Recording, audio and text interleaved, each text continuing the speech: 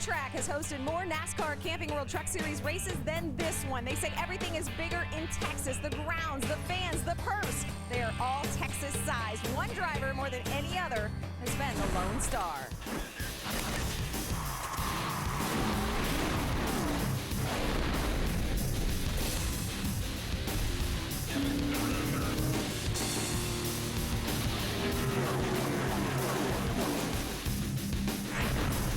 Green flag back in the air. Todd Bodine takes the lead away from the 33 of Hornaday. Todd Bodine has been the dominant truck. It looks as though he's going to make it 6 wins at Texas Motor Speedway. Todd Bodine, victory lane. He is Mr. Texas. Here in Texas, Friday nights in November are usually all about high school football, but there is another show playing under these Friday night lights. The Setup, presented by Polaris, is huddled up. Welcome to The Setup. I'm Krista Voda, and there's another reason we're huddled up. It is getting cold. That is bad news for those of us standing out here, but great news for these machines because cold temps equal fast trucks. So hold on to your 10-gallon hat, especially considering what we saw last week racing at Talladega. It started with Halloween hijinks, moved into amazing racing, and then ended with calculation and controversy. Here's a look back. Talladega Superspeedway.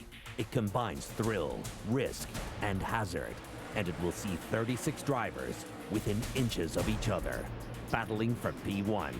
Green flag goes in the air. We are underway at Talladega Superspeedway. It'll take them the better part of a lap to get up to full song, but right now they continue side by side, nose to nose for the lead into turn 1. Trouble. And we got problems. Jeffrey Earnhardt slides. He had contact, slides in front of a few trucks. Takes them in the wall with We got Justin Lofton with him in the 7. They go into the wall, and the caution flag comes out on lap 23. Okay, take it to the garage. Take it to the garage. God dang it. Max Pappas goes around, spins to the infield, and pounds the inside retaining wall. I have right front damage here. Fun and hit the wall. They hit me coming back. It's been said in Talladega, it's not a matter of if, but when. Oh, there they go. Hornaday goes around. The rain cart the can. It's Ron Hornaday. Hornaday is on his lid, heading for the making. The truck rolls once, twice, 3 times, side over side, ends up on its roof. You okay, bud? Talk to us, Ron. Okay, good deal, man. He clicked the mic. He's all right. Here comes Todd Bodine to check on Ron. Ron's fine. Feel good. I saw him moving around in there. I think the 95 just gave me the shot from hell. Thought he was going to bump me somewhere, but turned me sideways and caused a big wreck. What about this sport? Last week he celebrated in Victory Lane. This week he's on his roof with just a couple of laps to go. Pretty cool to come here and led a lot of laps and learned a bunch. Too bad we ruined a good truck. Kyle Busch looks to the outside for the final time. Eric Almirola at the head of the pack. Who's going to make the move? They fan out. 2 wide, 3 wide. Kyle Busch across the line wins it. By 1,000th of a second. Hell yeah. That's cool, boys. That's really cool. Woo! Hell yeah. That was the coolest move I ever seen at the line. Who won? I won. Ah, dang it! I think NASCAR maybe should look at that. It looked like he went below the yellow line right there to right before the start-finish line. It was really close, but to lose one like that is bad. He's below the yellow line. You can see it right there. I didn't want to do it. Man, Eric deserved to win the race. I mean, he deserved it from last year, but man, it was just crazy there at the end. A wild week at Talladega, no doubt about it. When you look at Johnny Sauter, he's been great at mile-and-a-half tracks. 2 career wins, one at Kansas and Vegas, both 1.5-mile facilities. So how does the truck compare here at Texas tonight? I feel really good about it. Our farmpaint.com curb record Chevy was solid. I think in all the laps we ran in practice yesterday, I never had to lift. So I don't know what that means for tonight. This racetrack usually changes a little bit, but this will be a big win for me. Obviously, my brother won here, but my grandma lives about 30 miles down the road. So just want to say hi to her, and hopefully we can pull one off. Johnny Sauter starting 7th here tonight. Krista? Yeah, it should be a great night for ThorSport Racing. Some news on our pole sitter, Matt Crafton, still to come throughout the show. Even with that great finish at Talladega, Sauter lost ground to Almirola as he was one position better. Sauter's teammate Crafton moves up to 4th. Austin Dillon drops to 5th. 6th through 10th stay the same. Well, Todd Bodine loses 66 points in the championship battle, but he's still way out in front, 216 ahead of Almirola. Bodine, we told you it was cold. He's wearing a monkey hat. Hey, did you know monkeys were actually selling programs at the track today? It's wild here at Texas, that's for sure. Kyle Busch, well, Todd's not worried about a monkey on his back. He's just trying to keep Kyle away from his truck because there is points implications. Okay, we know Todd sort of has the driver thing wrapped up. Kyle coming for that owner's title. We're going to talk about agendas coming up.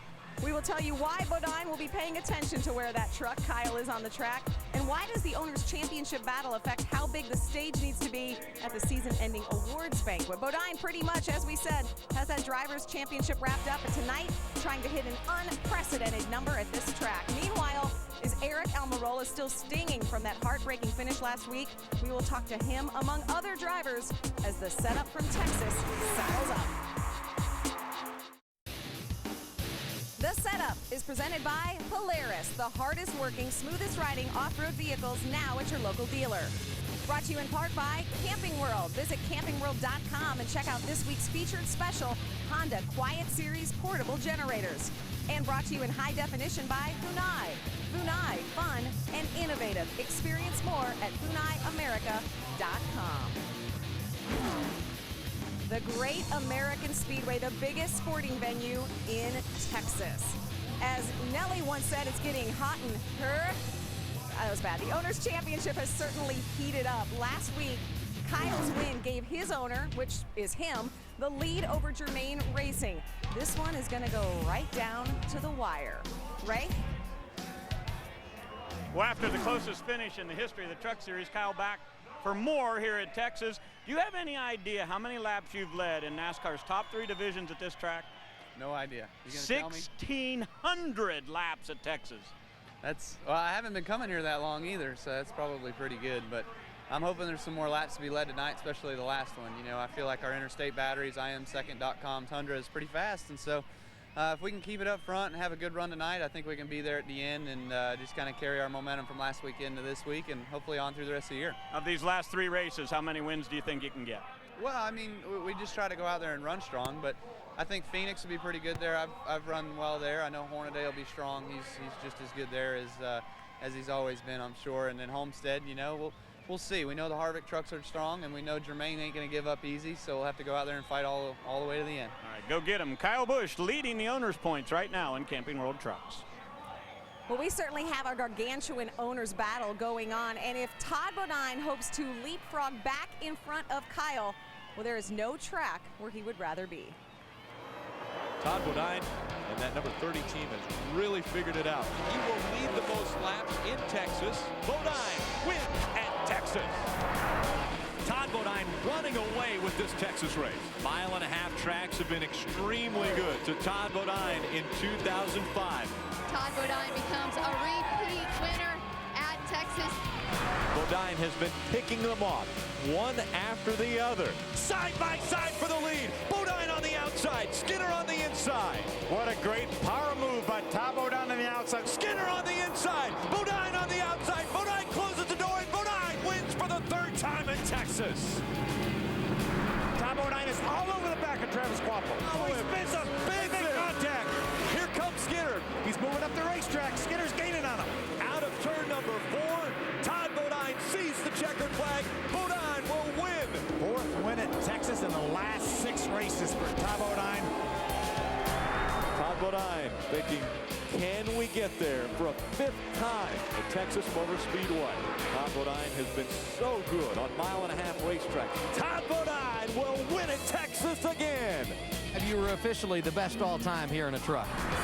What a great time for a great restart for Todd Bodine. The 30 of Todd Bodine wins 6 times at Texas. The Onion is back in victory lane again here at Texas. They could change the name of this victory lane to Bodine Circle. Well, Todd Bodine has been the NASCAR Camping World Truck Series version of the Texas Tornado. He has won 6, as you saw, of the 12 races he's been here at Texas. The only truck driver with 6 wins at the same track. After all, Ray, the Onion goes so well with Texas Steak. Mr. Texas, you've gotten some pretty cool trophies here, but I'm trying to figure out what's going on up here. Hello, Todd, hello.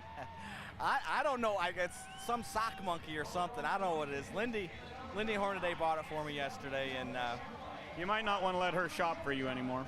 Yeah, I've caught a lot of junk over this, let me tell you now. But, you know, we're all about having fun in this series, and, you know, I'm game for anything, and I got to keep this bald head warm. That's one way to do it. Your truck good enough to win tonight?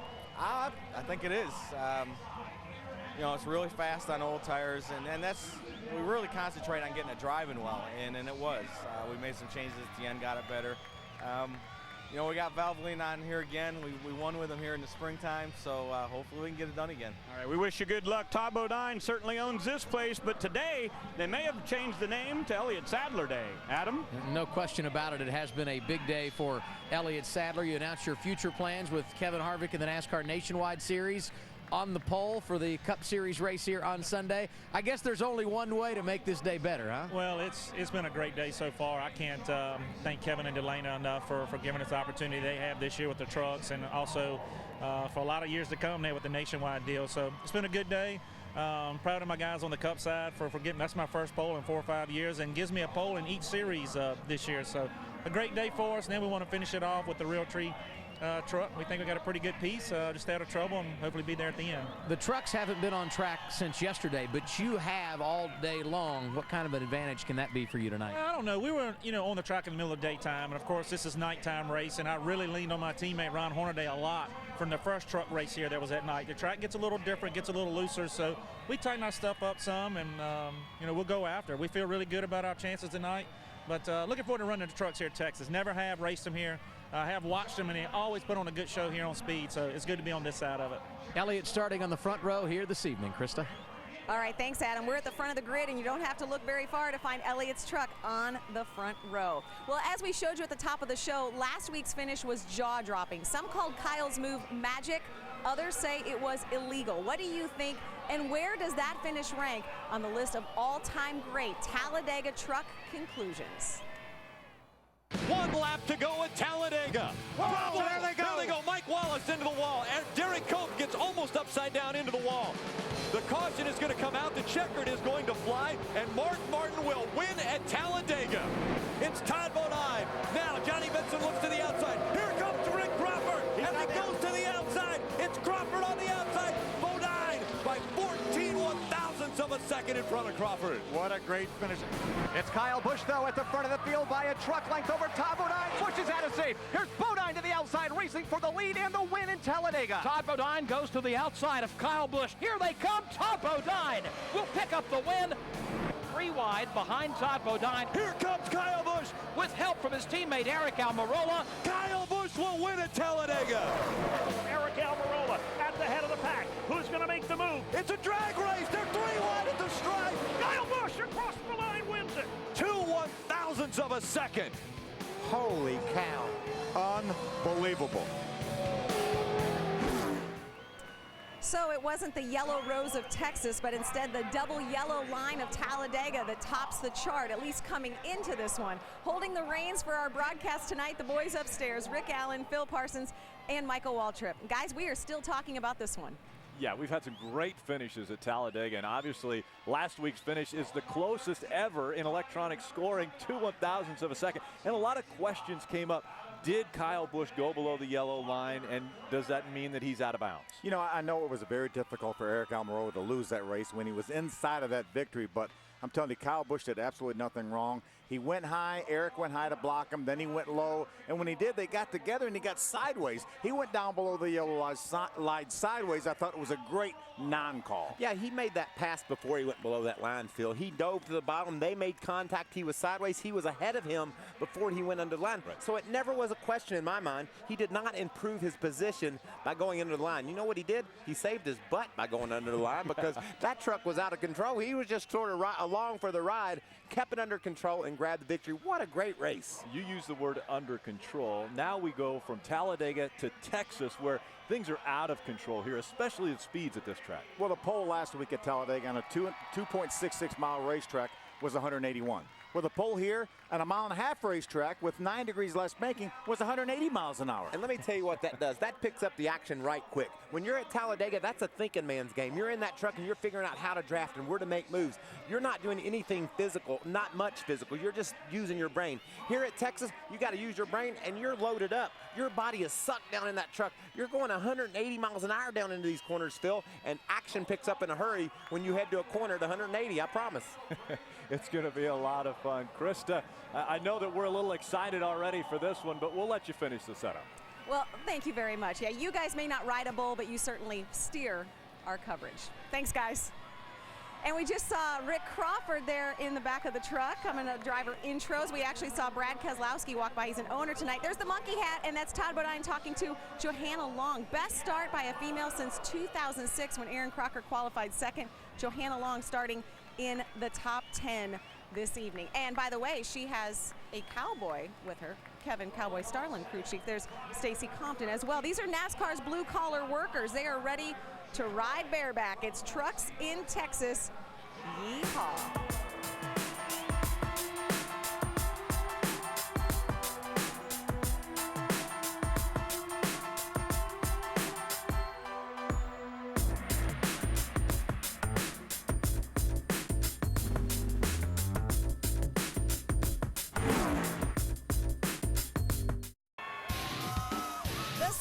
Presented by Polaris, the hardest working, smoothest riding off-road vehicles, now at your local dealer. And brought to you in part by FreeCreditScore.com. Get your score.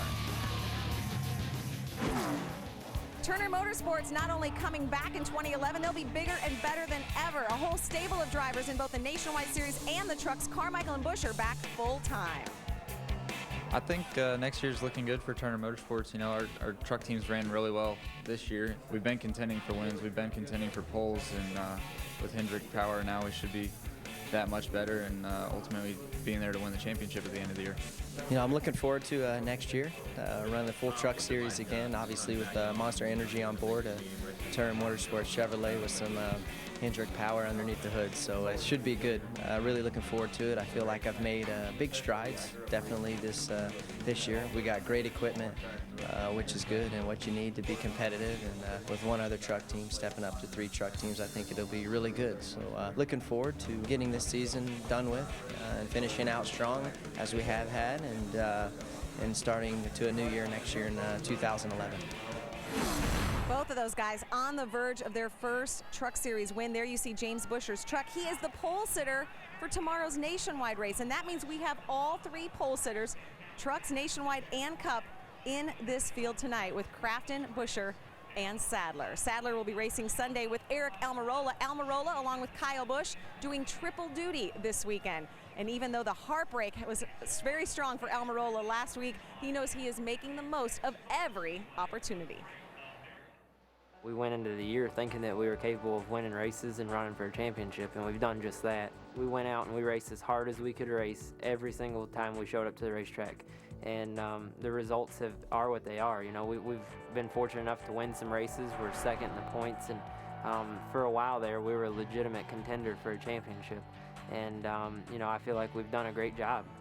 You know, Todd and all those guys at Germain have just done a little bit better job. You know, we've got a lot of top 10s, but he's got a lot of top 5s. That's really where the point separation comes in. He out-finishes us every weekend.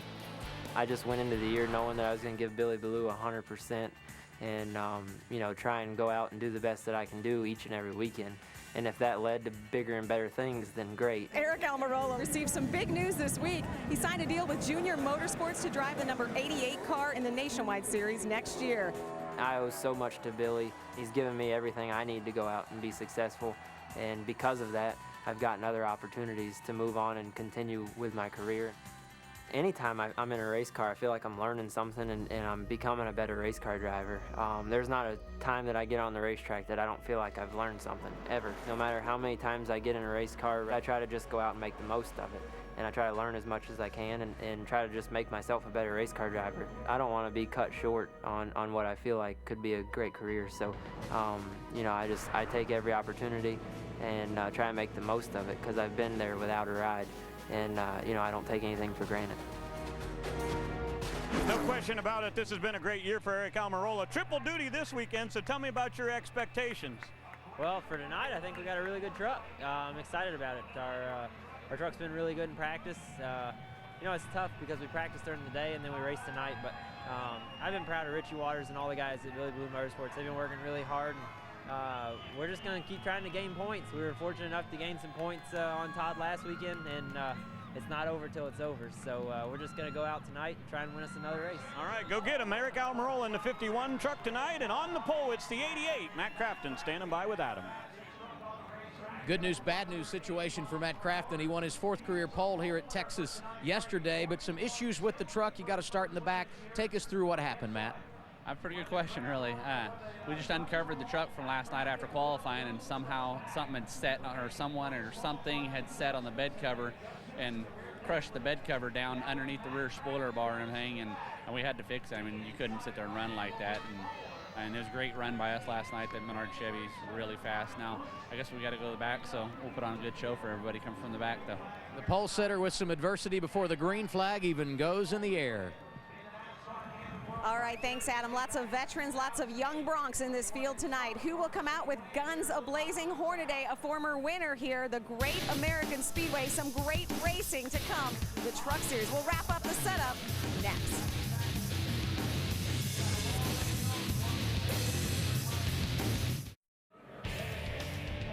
Plenty of business to take care of here in Texas, including 2-for-1 NASCAR race day on Sunday. A double dip special. Todd Bodine watched Kyle Busch blow past him in the owner's standings last week. Now he wants revenge, and this is his best track. Ron Hornaday, a former winner. Matt Crafton on the pole. The Steel Horses are ready to come blazing out of the chutes. It's time to cowboy up because the WinStar World Casino 350 on speed starts right now.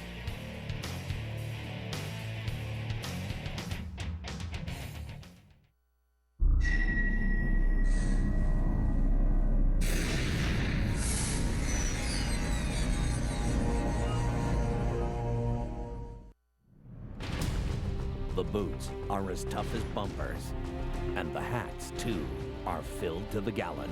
Here comes Ron Hornaday Jr. on his way to victory lane. Yeah, boys, there you go, Texas! Woo! Checkered flag in the air, Todd Bodine wins here in Texas. Side-by-side duels on the wild open road. Long, lazy slide, spins it around the other way. Oh, look at contact! Loses all sorts of real estate with just a handful of laps remaining. Leave many in the dust, but put one lone star in victory lane.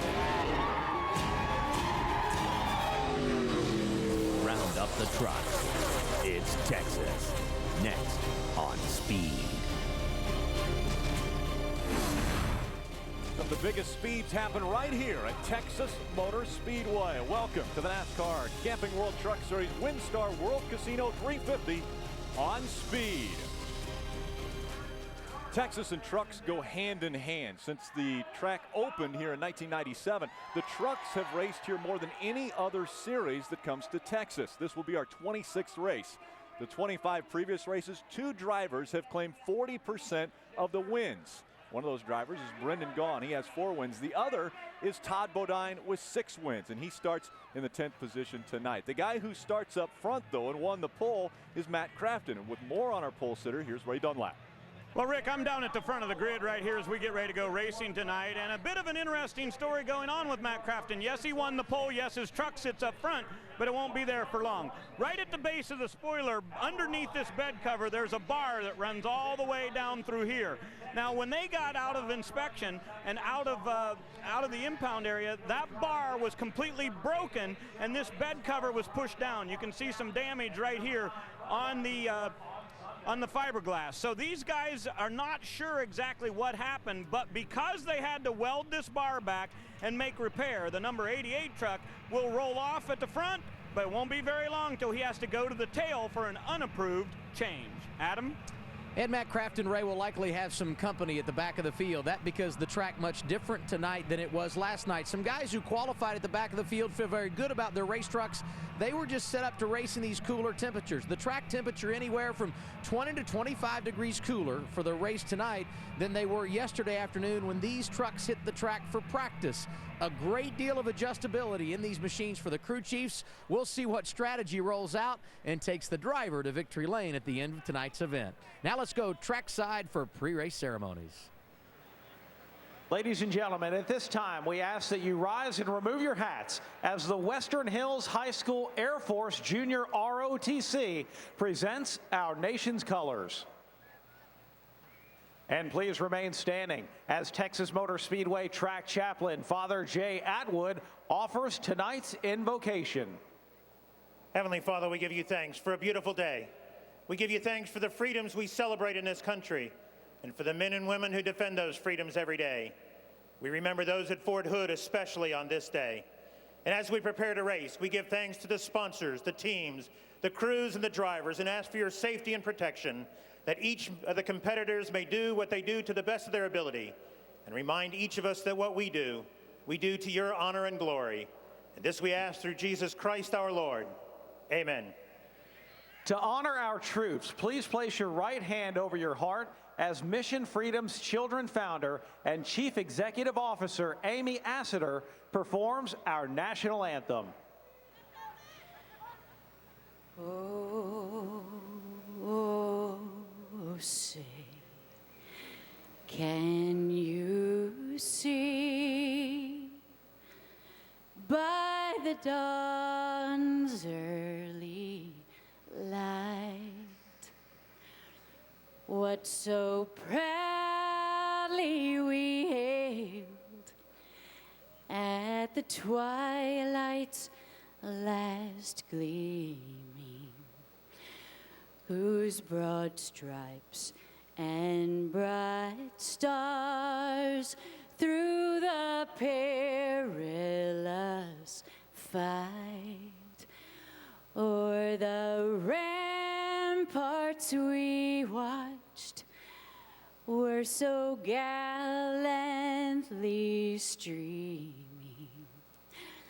and the rockets' red glare, the bombs bursting in air, gave proof through the night that our flag was still there. Oh, say does that star-spangled banner yet wave o'er the land of the free and the home of the brave.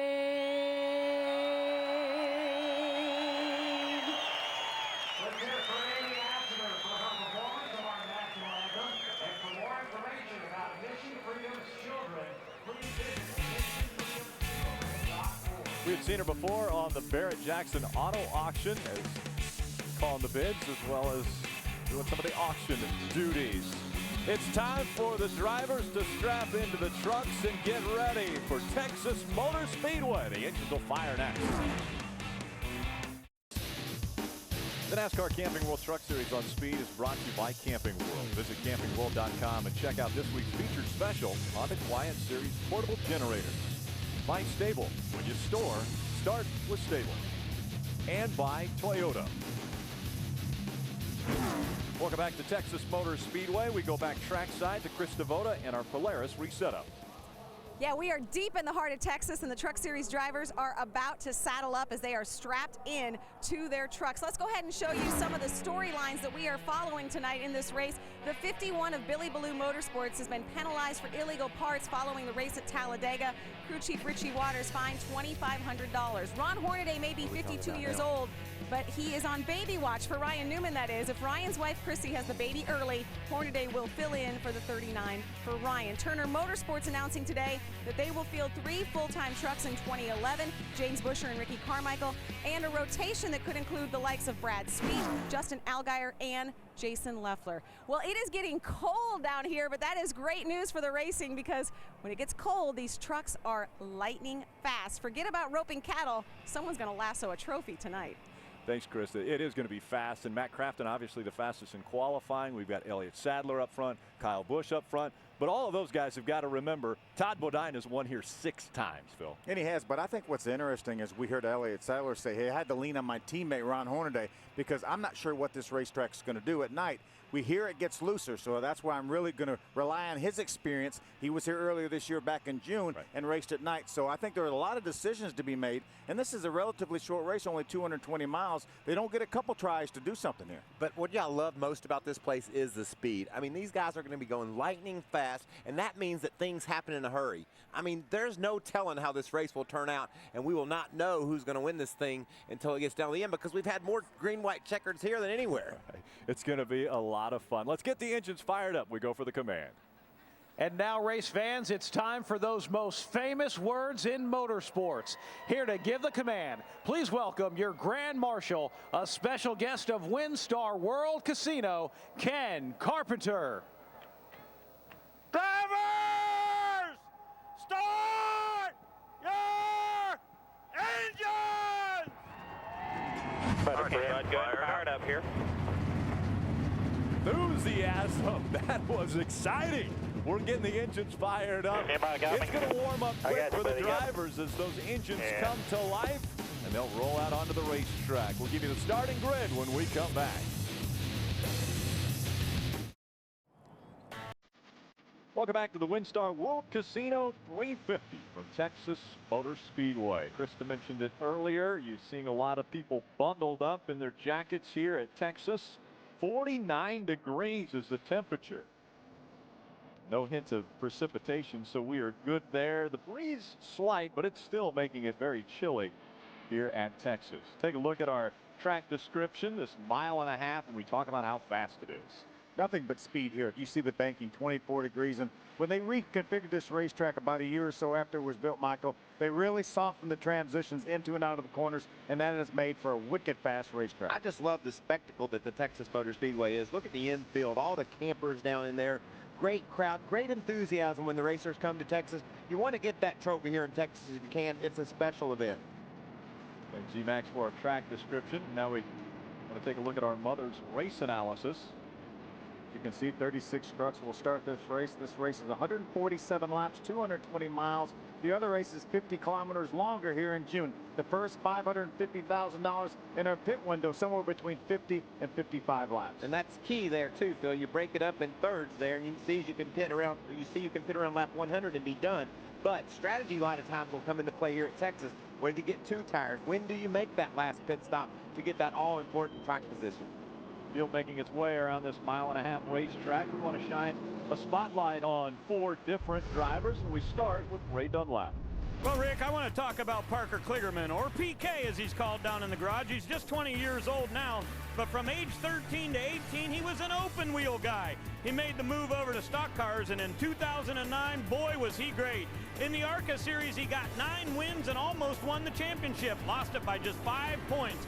Parker Kligerman is one guy that's making a start tonight that I think there's a very good chance that we may see him racing full-time in 2011. Adam, who you shining on? Well, another guy that would fit that category as a possible candidate for Rookie of the Year in 2011, driver number 11, Miguel Paludo, starting in the 8th position tonight, making his 3rd career start in the Camping World Truck Series. In his debut, he was top 10 at Bristol. I asked Miguel before the race about his plans for the future. He said, I'll be at Homestead, but I don't know about next year. He said, to be honest with you, Phil, I'm just worried about tonight. Probably a pretty good thing.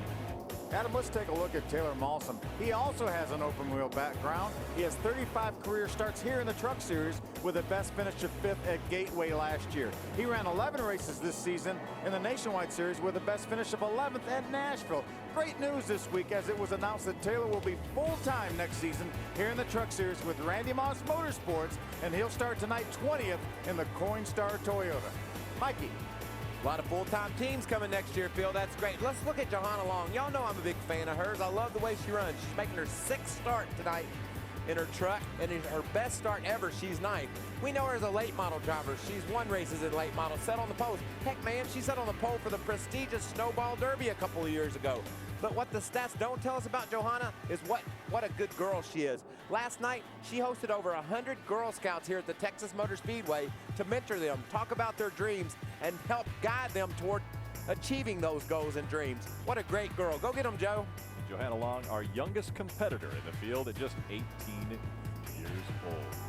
We got Guy Fieri here enjoying the race. You probably have been able to see him on Food Network. Yeah, I'm going to cook with him tomorrow. Oh, hey, guys. And that's Steven Tyler with him, I think. It is? That ever happened. Well, I mean, is he going to sing or is he going to be a judge? We're going to ride along with a few different trucks, one of those being this guy right here, and how much success has he had in getting up front.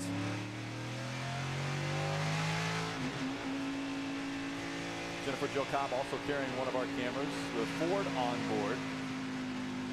That was actually Kelly Hansen, the lead singer from Foreigner, that was standing there with Guy Fieri. Nice try with Stephen Tyler. I knew rock and roll, though. Rock and roll.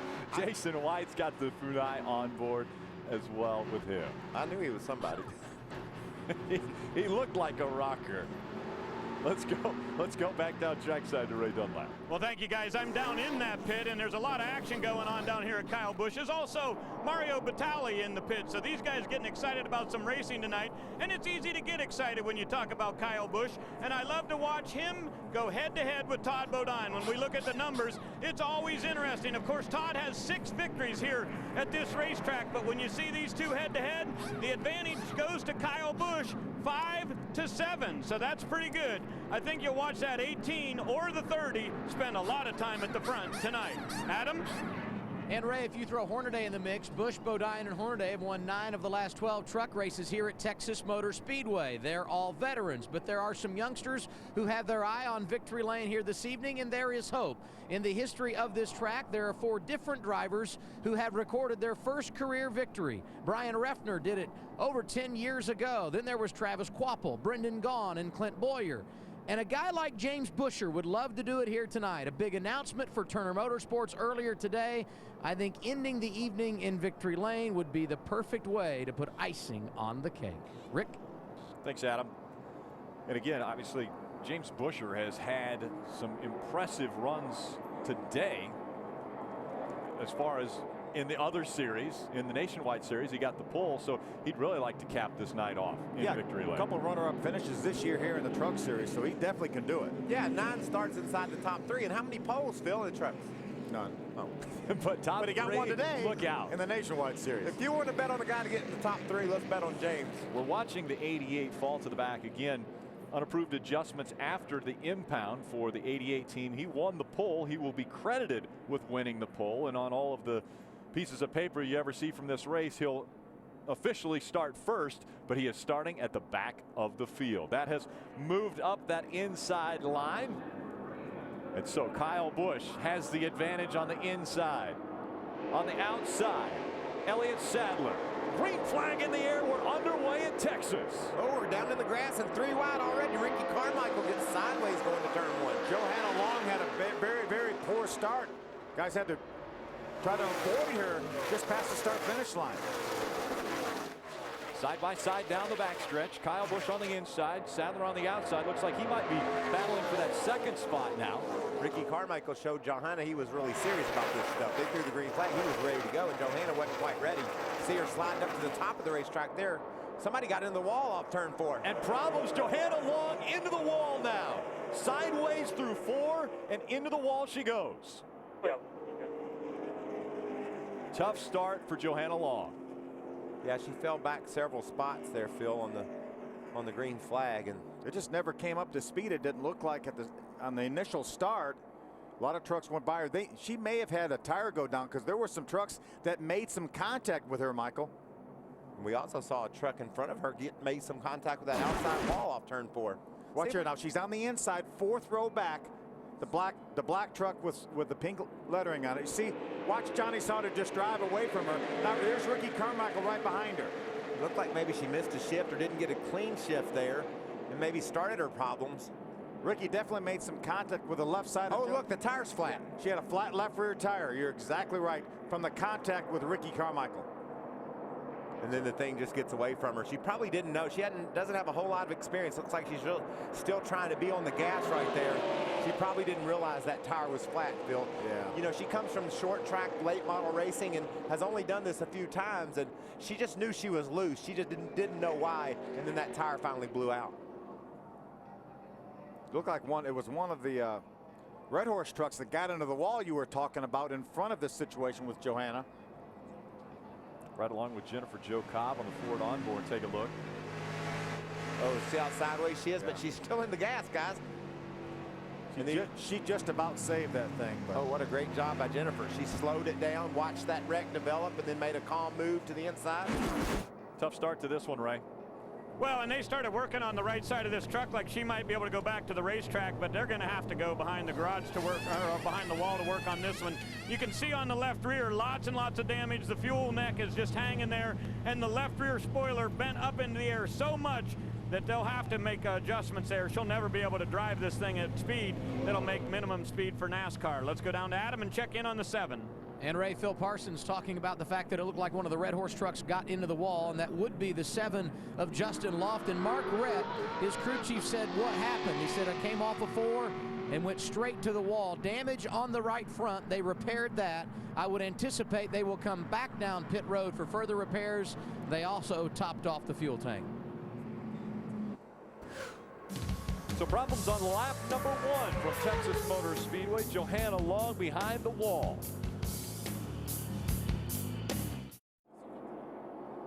And welcome back to the WinStar World Casino 350. Randy Kaiser, the pace truck driver, just pulling off onto pit road. Again, it's Kyle Busch and Ron Hornaday, 1 and 2 when they come back to the stripe. Green flag back in the air. Great jump by Kyle Busch. Hornaday's trying to keep that quarter panel, that fender inside the quarter. And look what that does, Phil. He kept it pinned to Kyle's right rear and enabled him to get that draft and drive up on the outside of Kyle as they went down into 1. Now they're trying to race him off turn 2 and grab the lead away. Look how tight they are stacked together in the front. And Michael, all these drivers talking about their entire time in practice yesterday, wide open every lap around here.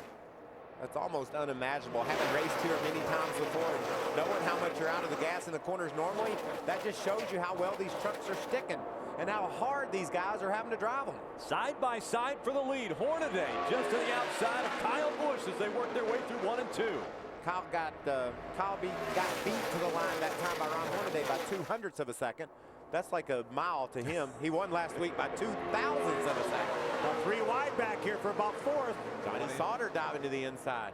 Going into turn number 3, there were 3 wide. Austin Dillon was on the outside. He makes the pass, looking for 3rd now as they continue to battle for the lead at the stripe. I'm going to give that one to Kyle Busch that time by 7/1000ths of a second.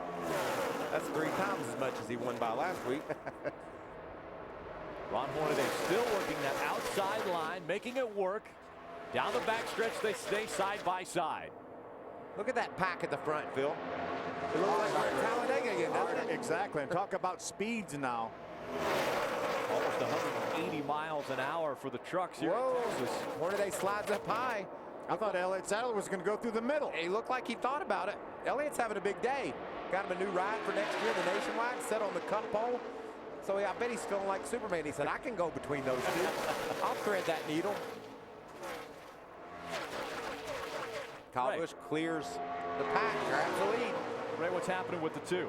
Well, you guys mentioned 180 miles an hour. How about 180 degrees on your water temperature? That's not quite warm enough. That's what Elliott Sadler reported. So look for them to add a little bit of tape on that Realtree Chevrolet. That'll give more downforce on the front. Adam? A driver that was very confident prior to the green flag, Ray. Driver 13, Johnny Sauter. He started 7th, currently racing for the 2nd position on track. He's been quiet about his truck. And when you listen to his spotter, David Pepper, it sounds like they're at Daytona. A lot of traffic early, 2 wide. It's going to be an interesting night here at Texas, no doubt. No doubt. Great side-by-side battle right now for the second position. Johnny Sauter's made his way up to the inside of that 33. On the right side of your screen, Matt Crafton. Again, he won the pole but had to go to the back of the field because of unapproved adjustments. He came onto pit road under our first caution, and now he's worked his way up to the 23rd position on the track, and he continues to move forward. 3 wide. Elliott Sadler jumps to the inside. 3 wide for second. Sadler is taking it away from Ron Hornaday. Can he clear Todd Bodine? No. Hornaday on the outside. The 2 of Elliott Sadler on the inside, and the 13 of Johnny Sauter now working to the outside. Ray, what's going on with our 6-time winner here? Well, you may notice that Todd's not in any big traffic pack right now. That's because he is way too loose. He came on the radio and told his crew chief, Mike Hillman Jr., he said, this thing is a 7 or a 7.5 on the loose scale. I need some help. Wow, not only could Elliott couldn't clear Hornaday as he was trying, now he's lost his spot to Johnny Sauter. It looked like when he got that position, his truck sort of got loose, maybe got some fresh air on the nose of that Chevy, and it made the front end stick, made the back end slide around. Remember, Elliott Sadler told us in the pre-race show that he really relied on his teammate Ron Hornaday for setup information, and right now it looks like his truck may be a little bit on the free side. But you know, Taylor Mossam up in the middle of these leaders battling. How about my spotlight driver right there? Getting it done. Running high around the outside of Eric Almirola. Having a great run, Adam. And I guess we shouldn't be surprised. This is a team that has experience. Dan Stillman, the crew chief, was with him way back at the early part of the season when Malsom was driving for Kyle Busch. So they have a relationship. They felt like they were just a bit off in qualifying. They did have a good feeling about how this truck would react to race conditions, and I guess so. Started 20th and already 7th, not even 15 laps into the race. I love this track, Phil. These guys can run right down against the bottom or they can move up.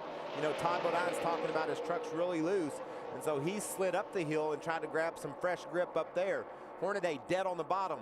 Johnny Sauter right in the middle, and there's a couple more grooves above Johnny, too. See, just going out of your screen, the green number 18 of Kyle Busch. This is a battle for the second spot now. Hornaday and Johnny Sauter. Kyle's been able to drive away from all these guys racing for the second position. He has about a 2-second lead right now. There's James Busher. We know that truck was really, really good in practice.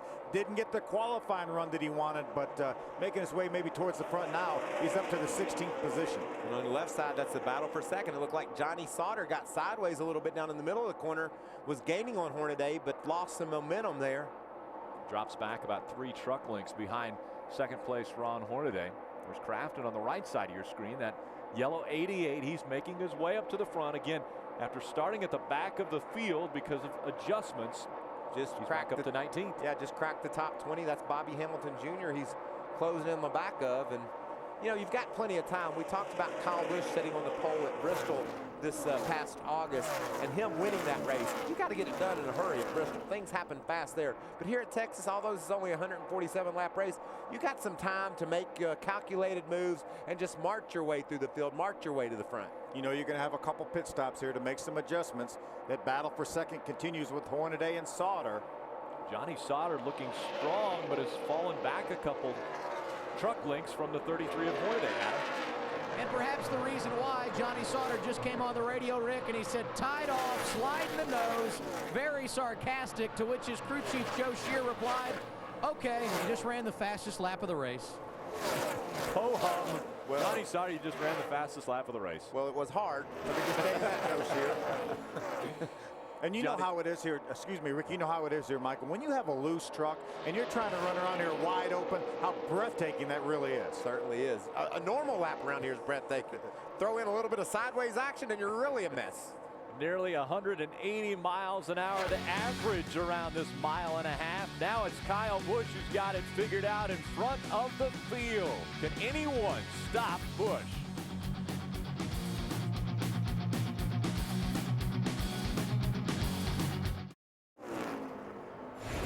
Tomorrow, the dirt will fly on speed. World of Outlaws sprint cars, late models, and the big block modifiers all take to the track.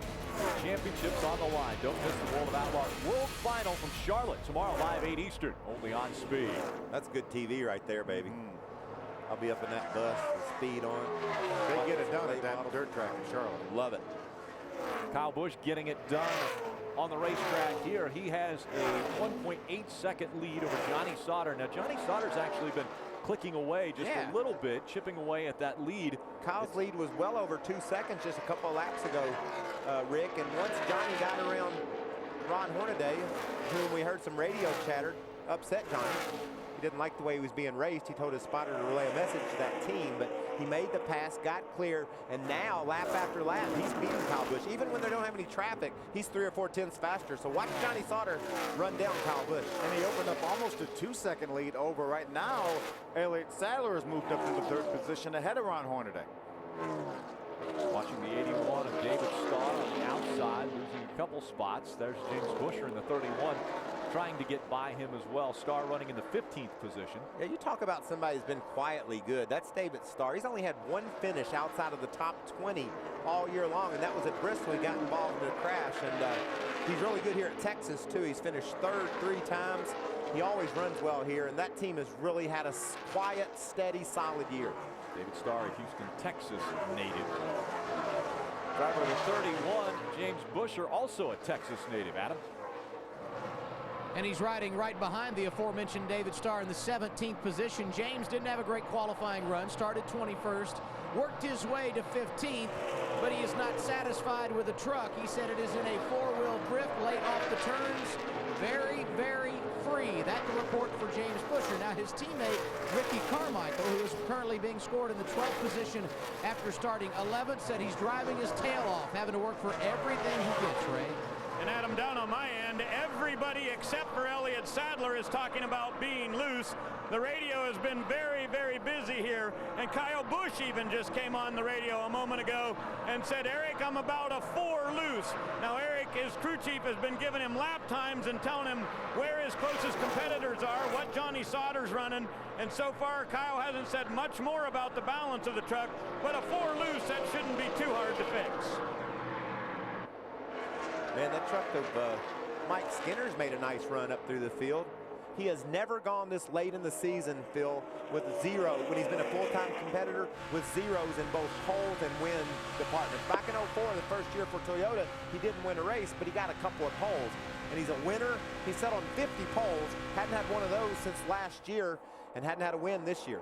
Yeah, Mike Skinner, we know that he's always going to be competitive, and today is no exception.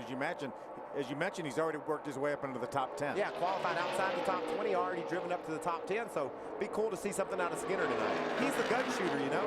He's the guy when he goes to victory lane, he starts firing his guns, but he doesn't have any wins here at Texas. He's shooting blanks. 3rd, 4th, and 5th here on the screen. We're seeing Austin Dillon trying to make the pass on that 33 strong on the outside, able to stay in front. Look at that line that Elliott likes up on the top of the racetrack. How about Kyle Busch? He's got a lot of traffic to work around, and now he's got the 13 of Johnny Sauter all over his tailgate. Johnny Sauter has consistently been faster than Kyle Busch once he got clear of the 33 of Hornaday. Now Kyle Busch has the 13 to contend with for this lead. Sauter closed the gap to just over 1/10 of a second between he and Busch. See Johnny running that high line just like Elliott Sadler. There's Ron Hornaday right now being shown in the 4th position. Ray, what's going on with Hornaday? Terrible loose on the 33 Georgia Butte Chevrolet. Phil, he has been on the radio talking a lot. Last thing he said was it felt like there was absolutely no air in the right rear tire. He says, I know that's not the case. It's driving okay, but it just feels really odd. It's not rolling over the way it should, and it's very, very loose. And that's as a race car driver, sometimes you explain something's up with Taylor Mawson. Taylor Mawson slow on the racetrack, now down onto the apron. Is that right rear tire? Looks like the right rear tire may be soft. It may not be all the way down on the wheel, but I think it's definitely deflated. So the 25 is going to make his way onto pit road. Right rear tire doesn't look too low, does it? Something on the left side, flopping around everywhere. I don't know what it is. 2 back to the 2. 4 tires, 4, 4, 4, 4, 4, 4. Right, here we are. When in doubt, 4 tires. He said something was flopping around. Looks like that tire's low, I think. Phil, what do you think? I thought it was a little bit low when I saw it. When it came down pit road without a whole lot of pressure on it, it didn't look as low. Check out the battle for the lead. Johnny to the inside of Kyle. Kyle Busch still able to hold off the 13 of Johnny Sauter. Look at that truck, that 18 truck dancing around down in the corners. He's a little bit sideways. Here comes Todd Bodine challenging Elliott Sadler for the 4th spot. He's already driven on the inside of Austin Dillon and grabbed that spot away. Now he's going to go for Sadler in 4th. We talked a moment ago that Hornaday had lost that 3rd spot to Elliott Sadler. Now he has it back. He's been able to get by Elliott and driven away from him. Austin Dillon back in front of Bodine. So your top 5 is Kyle Busch, Johnny Sauter, Ron Hornaday, Elliott Sadler, Austin Dillon, and Todd Bodine. Back there in 7th, Eric Almirola. Mike Skinner's got another position. He's back up to the 9th spot now. We talked about him not ever winning before here at Texas, but he knows how to get around here. 5 poles and 3 times he's finished 2nd. So if he can just keep that march going, he might have a shot at winning one here. After that first caution coming out on lap number 1, we have stayed green, and we talk about the pit window being between 50 and 55 laps here. So guys are going to have to start thinking, okay, after we've completed 37 laps, we got to think about when we're coming on to pit road. Ryan Sieg, is that down on the inside of Timothy Peters? Timothy hasn't made any progress since they threw the green flag. Struggling along back in the 16th spot. Actually, he's fallen down to 18th now. Yeah, very uncharacteristic of that team. Timothy Peters with such a strong start to 2010. Won at Daytona. Followed that back up with a 7th, then a 4th, and a 4th the next 3 races. But then problems dropped him from the top spot in the points position. And now Timothy Peters struggling on the racetrack in 18th. Fixing to have some company, Rick. Here comes Kyle Busch. Where'd Sauter go?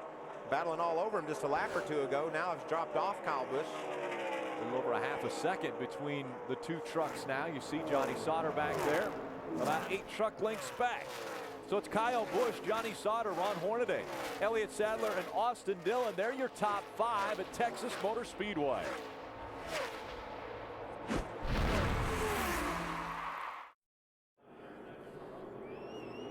That's Austin Dillon on pit road, and a lot of damage to the right front. Blew the right front tire, Ray. Yeah, he came on the radio just about a half a lap ago and said this thing has gone crazy tight.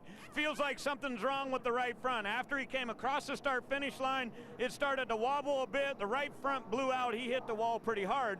But Austin came back on the radio and said, I don't think there's that much damage. He got it down to pit road right now. The guys are looking it over, but I'm not sure if just a tire on there is going to be good enough. The pit road was closed this time, so the field will go around one more time as they check the racetrack for debris, and it looks like the 3 is not going to make it out ahead of the pace truck. Let's take a look at what happened here. Austin was talking on the radio as Ray was talking about that he had a problem with the right front, and there that when that right front goes, he didn't make real hard contact with a wall, but that tire blowing out did all that damage. Yeah, what about that explosion, that tire? It just blew the fenders off that truck. But you're right, Phil. They get a tire on it, get a fender glued back to the front, taped onto the front. He can keep racing this darn thing. Yeah, you guys talked about that radio communication. Let's listen in to the conversation that took place between Austin and his spotter.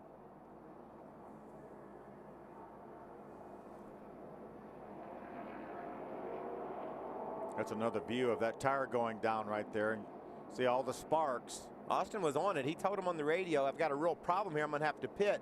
I think I heard his spotter say, well, you were tight here in the spring too, so just be chill. And then all of a sudden, as soon as the spotter said that, it blew the whole fender off the truck. Right prior to the tire blowing out, Austin said, I'm going to have a tire going down. I'm going to have to come in, and it wasn't 2 seconds later when the tire blew out. But guys, they can fix this truck. He's a lap. Did he stay on the lead? It looked like he got beat across the end of pit road. So he might be a lap down, but they can tune on this thing, get back in this race. Here comes the field, Adam. An impressive run for Johnny Sauter. Started in the 7th position. A good early run. He's 2nd as we make our first pit stops of the night. And these guys were less than 10 laps from coming under green. So this is very much in the window of where they wanted to be. It's going to be 4 tires and fuel, and they will make a slight change to loosen them up, Ray. Top of the screen, you'll see Kyle Busch. He said, I'm not totally sure what to do to try to adjust on this thing.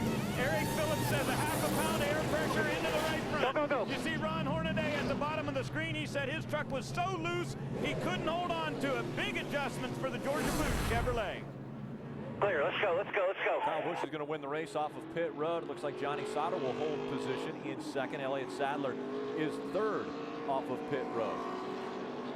Looked like Eric Almirola followed him off pit road. So tough situation for Austin Dillon. Knew something was happening with his truck. And right across the start-finish line, the right front tire blows and destroys the right front of that truck. Stay with us here in Texas.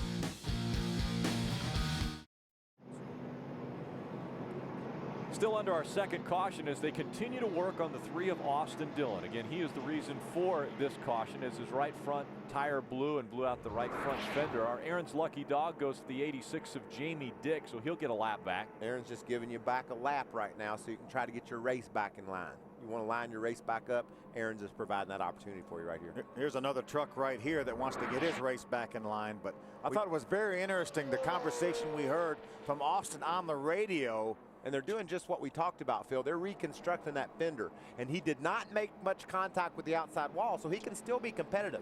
Let's listen to his radio transmission between he, his spotter, and his dad, Mike Dillon, on what was going wrong with this truck. Right wicket, looking inside. Inside. You can see the thing washing up the Clear hill. all around, bud. You all right? Oh, it's gone really, really tight. I don't know if it's the right front or what. Damn thing was that tight all night. Ready, guys, just in case. Come back here, let me look at it. I think we got a flat. I need a pit this time. All right, we're going to pit 4 tires, guys. Pit 4 tires, fill it full of gas. Hang on to it, bud. Hang on to it. Blow to right front here. Come on, just keep rolling. Caution's out. Keep rolling here. Just waited. Didn't hit it that hard. Just waited a lap too long, Phil. If he could have gotten to pit road when he first felt the problem, he could have gotten there and not blown out the tire. And that was a combination of obviously Austin on the radio, Andy Houston his spotter, and his dad Mike Dillon. So Austin Dillon is 2 laps down. We thought this young man was going a lap down. The 25 of Taylor Malsum came onto pit road. He had problems with his tire. Adam, what else was going on? And Rick, for Taylor Malsum, it was the right rear tire that was the issue, and Dan Stillman, the crew chief. So what'd you find once you got the tire off, Dan? Well, we're not really sure yet. Goodyear's looking at it. Hopefully it doesn't happen again, but you know, it's hard to say. Sometimes this stuff just happens, and hopefully it's over for tonight, I guess, the trouble. So we'll just see what happens. And we saw the tire. It obviously in bad shape, and as Dan pointed out, hopefully that's the end of the issue here this evening. Okay, Phil, I've never seen a tire do that. Well, look at the consistency, obviously. I know. It's like just the rubber flew off of it or something. So he will be wave around eligible. And that's exactly what he'll do, Rick. He'll drive around and get that lap back right here. So Kyle Busch out in front. It looks as though the 33 of Hornady is coming back onto pit road. Is this situation where they want to just top it off with fuel ready to get in their window for one more stop? Didn't get enough gas in it, Phil. There was some sort of problem with the plug-in, so they knew they weren't going to have enough fuel, so they're going to come in here and try to top the thing off. What's happening on your end, Double A? Well, similar situation for Mike Skinner. They won't have to come back down pit road, but they had issues on pit road getting the first can of fuel in, an extended stop for Skinner. That's why he's not going to restart inside the top 10. Looked like Jason White made a strategy move. He came down, got some gas, maybe to get in a window like you talked about, Phil. We talked about Skinner's strong run from his 20-something starting spot up to the top 10. That pit stop dropped him back outside the top 10, but he's got a good truck, and he's in a position now running along at the 12th spot where he can be competitive. He can try to win this thing. You know, we talk about the pit window being somewhere between 50-55 laps. Right now we have 100 laps to go, but you never know with green-white checkers. We've had a few of them here. It's nice to have that little bit extra like Jason White and now Ron Hornaday has. Yeah, you talk about a few. 6 of the last 9 have been green-white checker races here. Field doubled up. Sunday NASCAR race day tears into Texas, where there is Jimmy Johnson, Kevin Harvick, and Kurt Busch join us live. Plus Clint Boyer talks about his thrilling Talladega victory. That's NASCAR race day built by the Home Depot, live from Texas, Sunday, 9:30 Eastern, only on Speed. Those green-white checkers, that's just overtime for us. You know, fun racing in overtime. So once again, it's Kyle Busch on the inside, Ready. Johnny Sauter on Ready. the outside. Ready. Green Green, flag green, back in the air. Great start by Kyle Busch. How about Elliott Sadler in the 2, all over the back bumper of that 18. Great start by Elliott Sadler. Elliott Sadler is going to take second away from Johnny Sauter as they go through 1 and 2. How about Todd Bodine? He's going to follow Elliott Sadler, or is he going to pull to the inside to make it 3 wide? He's going to stay in line. Well, Matt Crafton now has made his way up into the top 10 after starting this race from the back of the pack. Sadler drops back to the 3rd spot. Johnny Sauter holding on to second. Back there in 4th is the 30 of Todd Bodine. And as you mentioned, Matt Crafton, after winning the pole, had to go to the back of the field. He's made his way up into the top 6 now. What a great move early by Crafton. Elliott Sadler's honed down on the bottom. That's some tough sledding down there, Phil. You got that problem of the trucks on the outside taking your air off of your spoiler, taking the air off the side of your truck. You got to be really careful down there. And it's early. Elliott's an experienced driver. That's exactly what he's going to be. He's going to be careful, make sure he survives this little bit of a bind he's in, and come back and fight him later. How about Eric Almirola is going to take that opportunity to jump on the inside of Elliott Sadler. And how about the 4 of Ricky Carmichael running in the 4th spot right now? Well, I'm getting used to that. 4 out of the last 5 races, he's finished in the top 10. Had a 5th at Talladega last week. He's just steadily now showing the progress that we had hoped he'd show when he came truck racing. This is really good. And remember, he got double the track time today, Michael, doing double duty, running the nationwide race also here at Texas. Top 3 are separating themselves. Johnny Sauter looks to the high line to see if he can get an advantage on that 18 of Kyle Busch. Oh, but you know, if I'm Kyle Busch, I'm looking up there and says, is that Valvoline truck right there in 3rd that's coming up here? Oh, problems back behind them. A couple trucks into the wall. Hornaday is involved in the 33. White truck, that's the 11 of Miguel Paludo that was involved. And now Hornaday gets into the side of the back of the 25 of Taylor Molson. What was that all about? I'm not sure exactly what that was all about, but Hornaday has considerable bit of damage there. There's Taylor Molson trying to get his truck turned back around. He has some damage to the right side. Yeah, his whole right side's smeared off his truck. Looked like the toe was probably knocked off of the front of the 25 truck as well. We just heard Hornaday say, guys, it's destroyed. Coming off of turn number 2, behind the field is where all this happened. I think Miguel Paludo was the white truck that was involved, the 11 truck. I think Hornaday may have been just an innocent bystander with nowhere to go. You can see he's going to head to the garage area. 4 races this year, guys. He's had a DNF because of crash. Remember the big crash in Atlanta to start the year? Huge left rear tire blows, hits the outside wall. And of course, last week at Talladega on his roof. Oh, Miguel Paludo hard into the wall. Looked like a right front tire went on Miguel Paludo. And Hornaday slowed down and moved up the track. And the 25 truck of Taylor Molson was on the inside of Hornaday and cut him off. That pretty much explains why the 25 gets turned around right here as they went down in turn number 3. Yeah, when we ask what happened there, well, refer back to what happened off turn 2, and that explains exactly like you said, Phil. See previous free frames. Watch right here. Hornaday sees the crash. He comes off the gas. Obviously, the 25 did not see what happened ahead of him. He was still in the gas. And you know, Phil, in Taylor Molson's defense, you can't see through Hornaday's truck. He was up to the outside of Hornaday. Hornaday got off the gas. He didn't know why. His spotter hadn't keyed up yet and told him what happened, and he just ran out of room. Watch. Taylor Molson hits the wall here. It bounces off the wall back to the 33. Yeah, he tried to avoid Ron Hornaday. He ran into the wall trying to avoid Ron Hornaday, and Ron was looking up ahead, and he actually faded to the outside a little bit, and that's when they made the contact.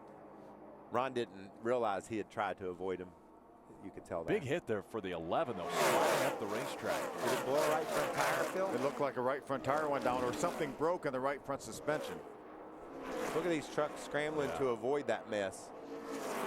Jimmy Dick did a nice job of that 86 truck. Just got the Aaron's lucky dog to get a lap back. And all that is Hornaday's problem was a result of not getting it full of gas. They went back to pit road. Reason for our caution, the 11 in front of this group gets into the wall, and then behind them the 33 and the 25 have issues. 33 not happy about it. And the 25 will go around again. Paludo and the 11 slamming into the outside safer barrier in turn number 2.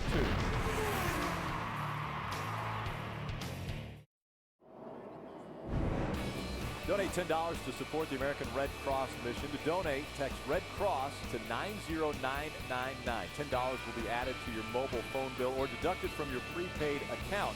Messaging and data rates may apply. To view full terms, visit redcross.org. Again, welcome back to Texas Motor Speedway. We are under caution for the third time tonight, and the reason being coming out of turn number 2, the 11. Miguel Paludo slamming into the wall. I'm not so sure he didn't get sideways, Phil. Maybe down in the middle of the corner, corrected it, and it went Maybe up into the outside wall. Yeah. I couldn't tell. It looked weird, the angle in which he left the groove. Let's see if we can see here. You can see he's right down on the bottom. Look at him sideways, Yeah.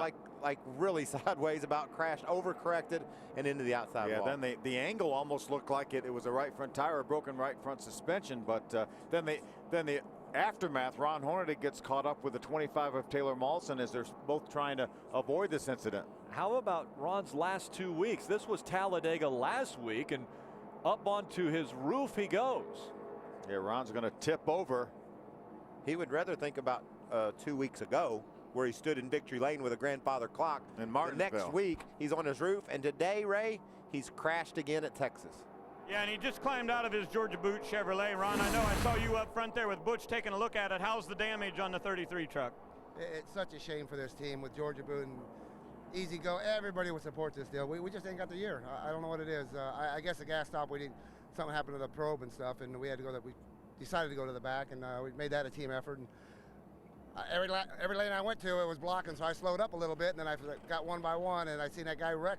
Before I even got in the middle of the corner, I seen him already sideways, and they hit the fence. I backed off and put my arm, and the 25 ran us over. But boy, it's such a shame. But I mean, Kevin Delaney's given me great trucks. I mean, I found something on that last run, running the top, and really got the truck really good. Butch made a little airport adjustment. I thought we were gonna have the truck to beat, but it ain't gonna win when it's sitting in the garage. And Butch Hilton just gave us the no-go sign. He just gave us the cross, and apparently the 33 is done for the night. 5th DNF this year, Rick, because of a crash. Unbelievable 2010 for Ron Hornaday. Stay with us. More here on Speed.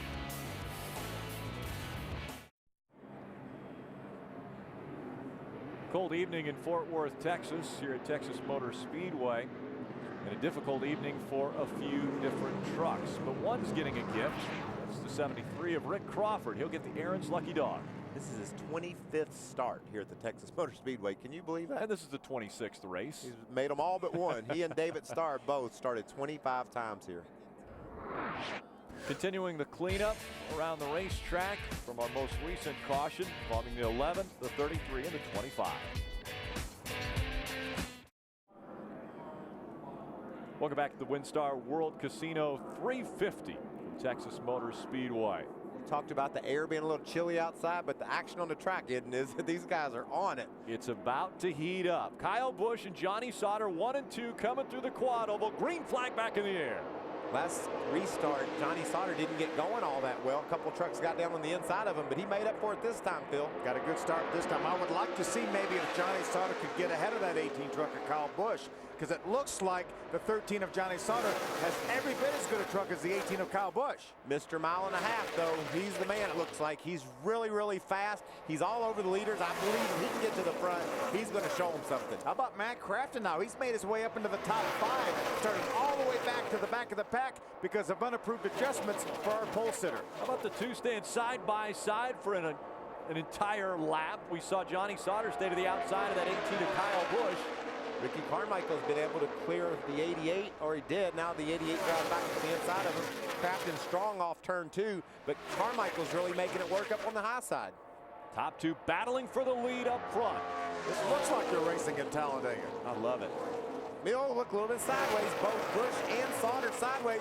Here comes Todd Bodine to the inside. Johnny Sauter takes the lead away from Kyle Busch. Now Todd Bodine to the inside of Kyle, trying to take second away. Todd's going to make it. Remember, Johnny told us in the pre-race show that his brother Jay won here in an RCR truck. And boy, would he like to join him as a winner here at Texas. What do you think Kyle Busch is thinking? Hey, where are these guys going? Why are they passing me? I don't see this a whole lot. Kyle Busch got a little bit loose and has now lost 2 spots and looking to lose 3 if Matt Crafton could get by him. It almost looks like when these guys are running so hard around here, Michael and Rick, wide open, if you get sideways, have to get it out of the throttle, it takes you a lap or 2 to overcome it. Fender, just a fender, still there, half, back outside. Closing in on the halfway point of this race. Things happen fast at Texas. Right now, Johnny Sauter in front of the 30 of Todd Bodine. Running third now is Kyle Busch, Crafton, and Carmichael rounding out our top 5. Surely to goodness Todd Bodine couldn't win a 7th time here at Texas, could he? I don't think you can ever count Todd Bodine out when we come to Texas. And look at this. Look into the inside of the 13 of Johnny Sauter. You know, last week at Talladega, we saw a lot of bump drafting, and sometimes bump drafting goes wrong at Talladega. Check out what we saw on the restart just a minute ago. Kyle Busch stuck on the inside of Sauter. Todd Bodine says, I'll just give him a little push. I'll bump draft him. Well, that's not going to work here, is it? It pushed him about a half a truck length in front of that 13 truck. That's why it's so tempting to get up there and shove the guy ahead of you. You can make some good ground like that, but man, it's a dangerous game to play, especially here. Adam. And Johnny Sauter leading this race, and it's got to be satisfying for him because he was the runner-up to Bodine when the Truck Series raced here in June. And we've talked a little bit about tires tonight. Obviously, Austin Dillon hit the wall earlier after cutting down a right front tire. Joe Shear Jr., Johnny Sauter's crew chief, telling Johnny, take care of your right front tire. I'm not sure if Johnny's buying it. He said, I'm not going to let him pass me, Ray. And for Kyle Busch, you know, they made some big adjustments on his truck after the last practice yesterday, and that was basically anticipation of how cool it was going to be tonight because these trucks run so much faster at night than they do during the day. And Rick Wren told me earlier today, they made a pretty significant change to try to make sure they took care of that right front on Kyle's number 18. And I want to add also on the number 51 of Eric Almirola, he's another one of those trucks that actually came back down pit road to get a little bit extra fuel in. They were just like Hornaday where they didn't get all the fuel in on the initial stop, so they had to come back down pit road to get a splash of gas. There's a great race right there. The 51 of Eric Almirola trying to get by the 81 of David Starr. And believe it or not, Kyle Busch this last lap, Michael, ran faster than the pole position set by Matt Crafton last night. That's amazing. Yeah, Kyle Busch broke 30 seconds on that last lap. That is amazing to run those types of speeds in race configuration. That just goes to show you, like they said earlier, we're going to be wide open a lot.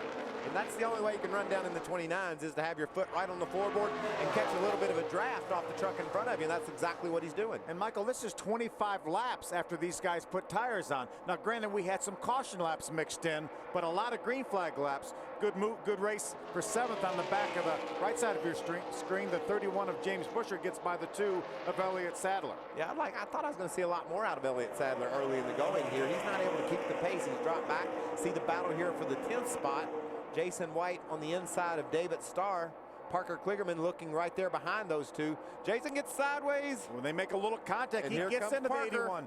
David Starr moved up the racetrack, a very veteran move for Starr. He saw Jason White moving up toward him. I don't know how much he saw him, but he felt him, Rick.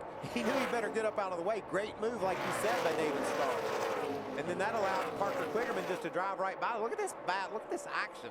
We're talking 10th, 11th, 12th, 15th. They're all stacked in there together trying to gain a spot or two. Jason White getting by that 81 of David Starr. Behind them, Stacy Compton in the 60. On the outside of that 47 of Bobby Hamilton Jr. He's done a nice job in that 47 truck, hasn't he? He sure has. He got a top 10 earlier this year in that 47 truck. I know it's fun for Bobby Jr. He was on top of his game just a few years ago, winning nationwide races, went to the Cup Series. It didn't work out. Next thing he knows, he's on the sideline, doesn't even have a ride. Now he's come back a couple of opportunities in his 47 truck, and like you said, Phil, a top 10 finish a couple races ago, and now he's battling for another one today. That was at Loudon, and that was actually his last race in this truck. And again, Bobby Hamilton Jr. running in the 14th position. Stacy Compton just in front of him. Ryan Sieg behind him in the 39. Behind Sieg is Peters and then Jason Bowles. also running inside the top 20. Max Pappas, all these guys are inside the top 20 and have trucks that if they can grab the track position, make it a right adjustment or two, they can run in the top 10 with these trucks. There's the difference. There's your top two. Johnny Sauter in the 13. Kyle Busch was 0.2 of a second behind him. See what Kyle's trying to accomplish here. He's going to look to the outside, Phil. Looks like he glances to the inside, and then looks like he loses the front end there right in the center of the corner. He got so close to the 13 of Johnny Sauter, there was no air pushing down on his front end, and he lost the front end. It looked like since then he's changed his mind and said, bottom won't work for me. I better run around the top a little bit more. Well, Phil, you pointed it out earlier. The momentum is so big at this racetrack. We saw Kyle Busch lose the momentum, drop to the back, but then charged right up to the back bumper of that 13 of Johnny Sauter once again. Look at these guys battling for the 16th spot. That's Pappas in the Geico truck to the outside of Justin Lofton. Justin makes the move down around Max. Justin's a few laps down. We saw him getting to the outside wall on lap number 1. Yeah, the last 2 races in a row he's crashed out of and then bounced off the wall on lap 1 in this one. You don't want to get on a streak like that. We talk about streaks, but sometimes it seems like if you have a wreck or two, you just have trouble avoiding the next one, and that's what happened to Lofton tonight. Remember at Talladega, Jeffrey Earnhardt in the 6 truck had a problem, and he caught Justin Lofton. Justin, that accident was not of his making. He's just hoping he can hang around and get into a position to get an Aaron's lucky dog or two to make something out of his night. He's got a decent truck running in the middle of these guys battling for a top 20 spot, but he's fallen way off the pace, 3 laps behind. There's the difference between 1 and 2. Looks like Kyle's truck's better on the bottom of the racetrack, but like you said, Phil, when he caught Sauter, he lost the air off his nose and he couldn't keep it down on the bottom. See if he tries a different line to try to get by that 13 of Johnny Sauter. Continues to hug the white line though, so the battle for 1 and 2 will continue. Todd Bodine lurking back there in 3rd, trying to make it 7 wins at Texas Motor Speedway. Stay with us, more exciting action here on Speed.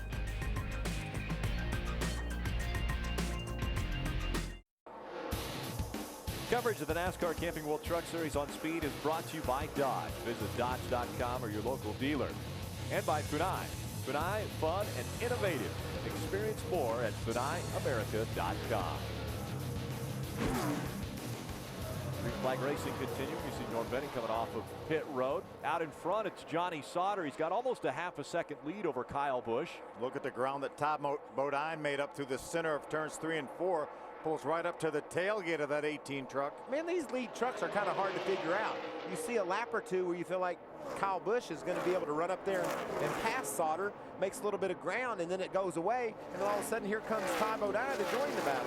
Well, and here comes that 18 of Kyle Busch once again. He's got a great run on the 13, closing the gap now. Ray Dunlap, what's happening with that team? Kyle Busch may be on his way to the pits. He just radioed and said, guys, get your helmets on. I got a problem with the right front. I may be on my way to the pits. Well, we heard that earlier. We heard it from Austin Dillon talking about a problem with the right front, and he had a big problem. Half a lap later, that right front tire exploded. That puts him out of contention. Austin Dillon now being shown 5 laps down. Johnny Sauter going around slower lap traffic. That has allowed the 18 to get right on his back bumper again. But again, we're hearing problems potentially with the right front of that 18. He stays on the track. Hasn't slowed down any either, by the way. No, you can't. Like, we saw Austin Dillon going up the hill and really slowing down. It was obvious to us he had a problem, and it was obvious to Austin as well. Kyle just doesn't feel something he likes that much in the front of that truck, but he's still able to run fast lap times. And as I say that, here comes Todd Bodine closing right up on the tailgate of Kyle Busch. And Kyle knows in the back of his mind that the 3 truck of Austin Dillon lost. Now he moves up the racetrack. He may very well have a problem. He knows that the 3 truck had a problem with the right front tire, so he's aware of that and thinking about that the whole time. Todd Bodine makes the pass. That puts Bodine into 2nd behind Johnny Sauter. Kyle Busch has dropped back to 3rd, but stays on the racetrack once again as he went by the opening to pit road. Well, as much ground as he's losing there, he could very well make the decision to pit. They're not far really from scheduled pit stops, and I think right now Kyle Busch would love to get another 10 laps or so in, as we see Matt Crafton now has moved into the 4th position ahead of Ricky Carmichael. Matt's just done a great job, as has Carmichael in the first half of this race, of gaining track position, getting in a position where if you make the right adjustments on your truck, you can go win this darn thing. This weekend, Texas pole winners, Crafton. Liberty started first, now running to the 4th spot. That doesn't tell the whole story, though, because he started really about 33rd. Right. And Busher won the nationwide pole. And Elliott Sadler the cup pole. He's running up in the 6th spot, and Sadler's in 7th. He won the cup pole. We got all the pole winners in the race tonight. I think it's safe to say then if you have some speed and you can get the pole, then you can probably get around this racetrack pretty good in the race too. That's exactly right. So Kyle Busch has dropped back to the 3rd spot. Again, talking to his team about a potential problem with the right front, but he stays on the racetrack. Crafton has moved up into the 4th spot. Need to go about 10 more, 9 or 10 to try to get in our window, stakes at cage green. We're talking strategy right now. Folks are making sure they can get inside a window to make it to the end. We talked about splitting this race into thirds, trying to pit just past lap 100 or right at lap 100 to be able to get to the finish. Right now, lap 100 is 12 laps away, and that's what these teams' goals are, is to get to that point. And they can fudge it a little bit. They may stop a lap or two before that, knowing that they can stretch it down on the backside of that. Last time most of the field was on pit road was lap 43. You know, Todd Bodine's first win came here at Texas in the spring. He got to Texas with a 2-point lead, Phil, and when he left here, it was over 60, and he ain't looked back since. And it looks like he's got the same type of truck here tonight. Another impressive run for a guy just behind Todd Bodine, driving that number 4, Ricky Carmichael. Adam? And they just told Ricky on the radio about 10 more laps till you were come down pit road under green. The last thing Ricky said on the radio, a little bit free. He feels very good about it. A great pit stop when they came down at lap 43 under caution. That's why he is running inside the top 5. Now, James Busher, his teammate, as you guys pointed out a moment ago, qualified on the pole in nationwide competition. Started 21st tonight, very free in the early going. They took a big swing on his first pit stop of the night. He continues to be free. They will make another adjustment when he pits under green, right? Adam, I've looked at a number of the tires down here, especially the ones that have had trouble, like on the 3, and there was a lot of wear on those right side tires. But I checked Kyle Busch's after that first round of pit stops, and his looked absolutely great. He just came on the radio, though, and said the right front is destroyed. I've got a terrible vibration. Don't think I can make 10 more laps. And out front once again, Todd Bodine. He'll take out of the point. We got problems with the 13, slowing down. Out of fuel. He said he was out of fuel. Adam, what's the problem? You heard on the radio that they were out of fuel. Then you heard Joe Shear Jr. say, get the ether to help ignite this engine once they get fuel in it. What's interesting about this, Rick, I had asked Joe when they would next come down pit road.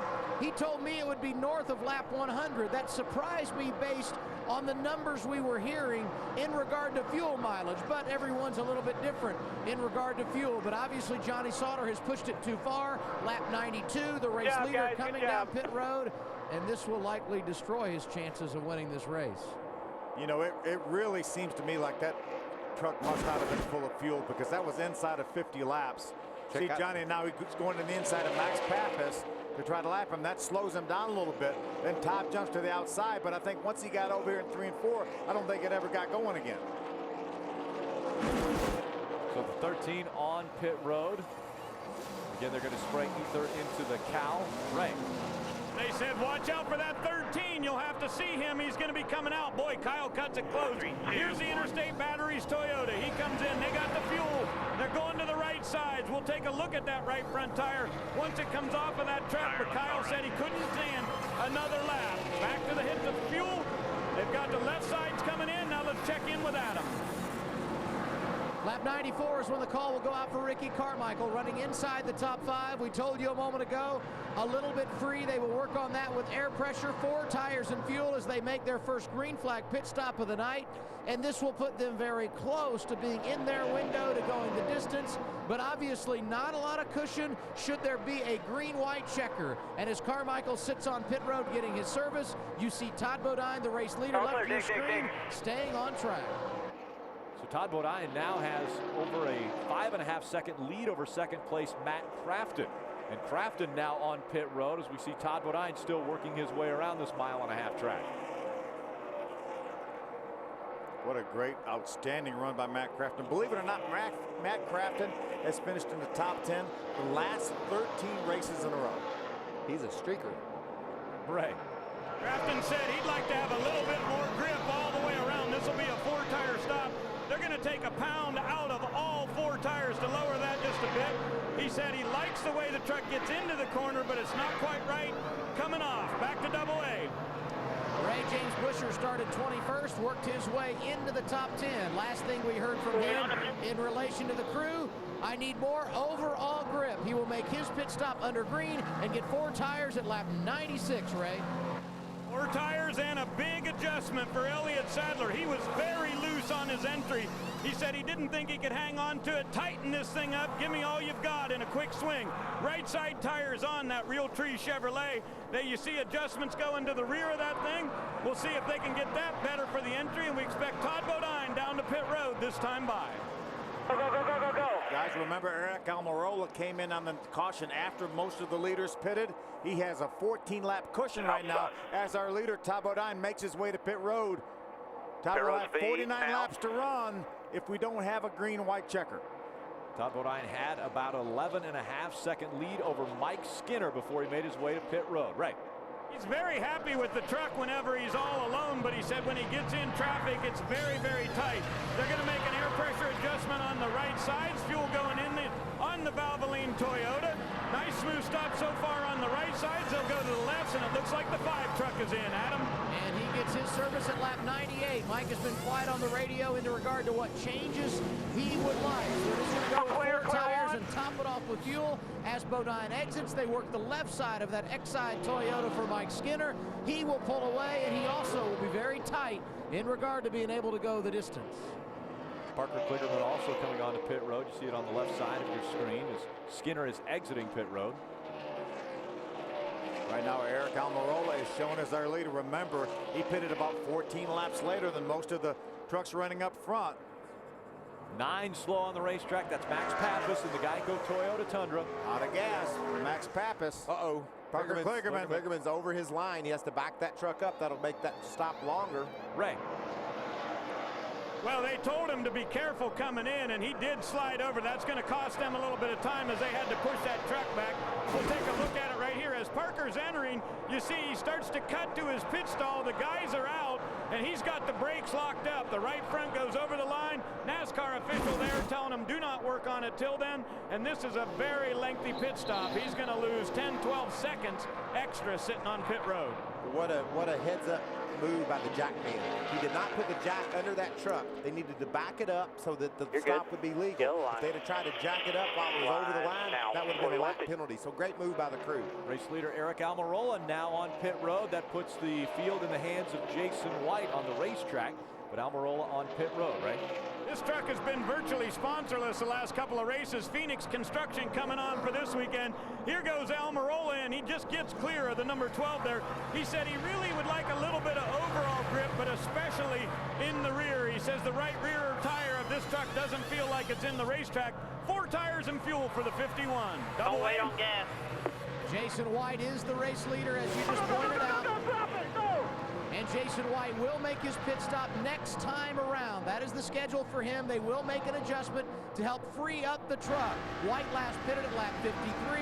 He's one of those trucks that came in under caution and topped off. That's what's allowed him to put himself in the position he's in. He's led a lap, and now he will come in for his service, and he will get it at lap 102. So he's a guy that's very positive in regard to fuel mileage now.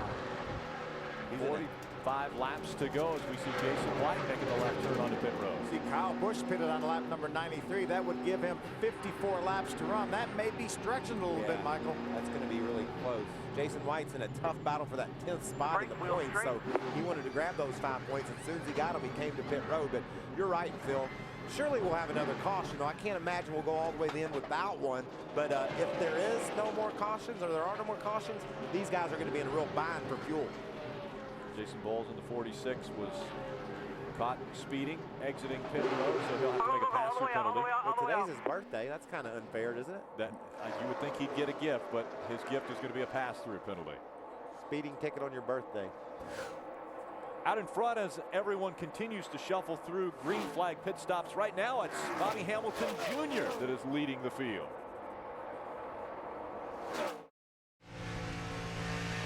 Sprint Cup Championships coming down to the wire at Homestead Miami Speedway November 21st. Be a part of the championship celebration by getting your speed pass, which includes a ticket to the Ford 400 Championship finale, a speed gift, and access to the post-race championship celebration stage on the track. You can't get that anywhere else. For more information, call 888-519-RACE or visit speed.com/promos. Imagine being there as, say, Jimmy Johnson wins the championship for a 5th consecutive time. Part of history. There's a couple of guys that seem really determined not to let that happen. Yeah, I mean, Denny Hamlin, maybe Kevin Harvick. Yeah. They both said right in front of Jimmy that it would be bad for the sport if he won the championship. If I'm Jimmy Johnson, I'd be like, do y'all not see me sitting here? I'm in the room. I can hear what you're saying. What a great champion, what a great driver Jimmy's been. But those two are playing mind games. Yeah. They're trying to wear old Jimmy down. Bobby Hamilton Jr. in the 47. He is scored as our race leader. Looks like he's coming to the pit. Yep, he's going to give it up now as he swings wide coming to pit road. But he does come to pit road. That will give the lead back to Todd Bodine. So we have cycled through our green flag pit stops, and Todd Bodine out in front of this field once again. Yeah, he is almost a 2-second lead right now on the 18 truck of Kyle Busch, who will be shown in the 2nd position. Kyle Busch running second. He's, as you mentioned, just over 2 seconds back. Hamilton Jr. again on pit road. Johnny Sauter will move up to the 3rd spot. Crafton 4th and Carmichael 5th. Oh, Mr. Mile and a Half's living up to his name, isn't he? Putting them away. Over the last 10 races, 10 top 5s on mile and a half tracks. He's got the best average finish of everyone. He's amazing. And remember, yeah, he comes into this race over 200 points in front of 2nd place in the point standings. Taylor Malsom in the 25. Check out the sparks flying off that thing. You know, he got into the wall and Ron Hornaday. Splitters broke on the right front of that truck. Oh, and he's dragging some debris on the back, too. NASCAR will be watching that. Just a couple laps ago, he got into a situation. Watch this close call with Mario Gosselin. You see right up ahead.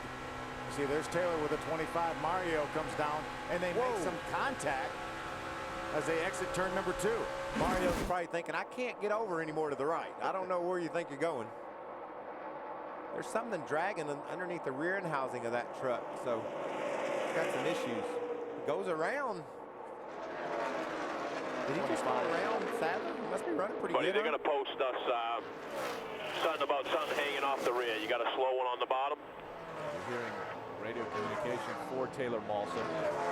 He's got the splitter in the right front that's dragging, but he's also got the problems with the right rear. And something underneath the rear end's dragging, and he's driving around Elliott Sadler and up on Mike Skinner. So, and these are trucks running up in the top 10, 7th and 8th right now. Yeah, that's pretty impressive, isn't it?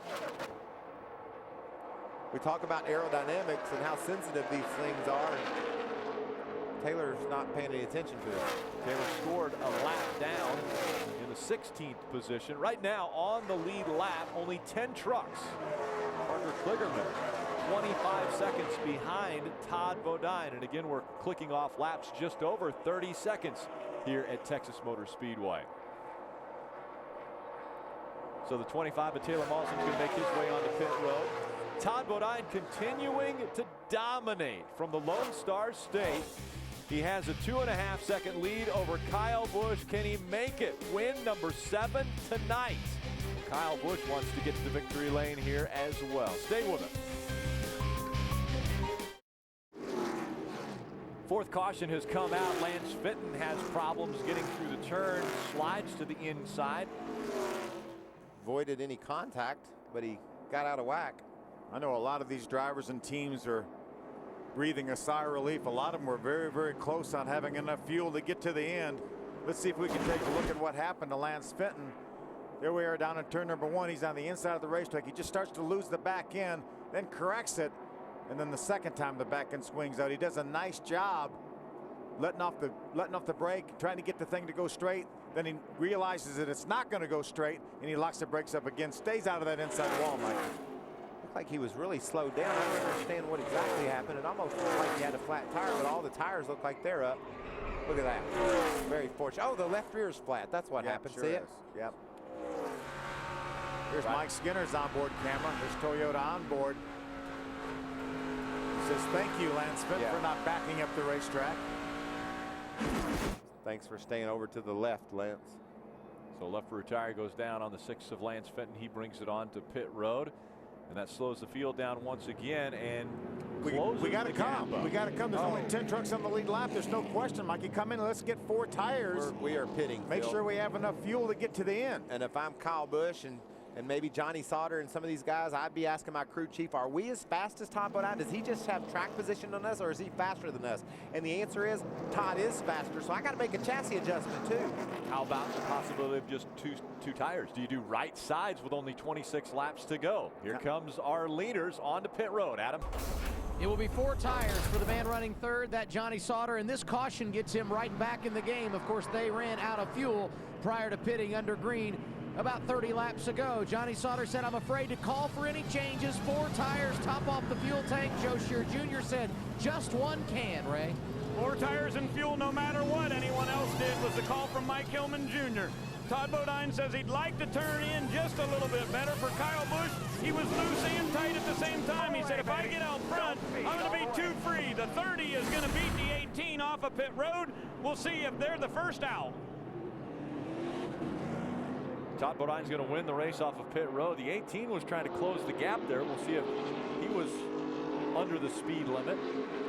Kyle Busch coming off second. Sauter, Crafton, and Carmichael, your top 5 off of pit road.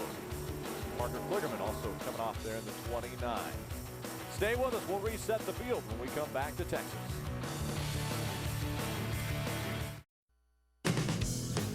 It's Camping World's destination recreation.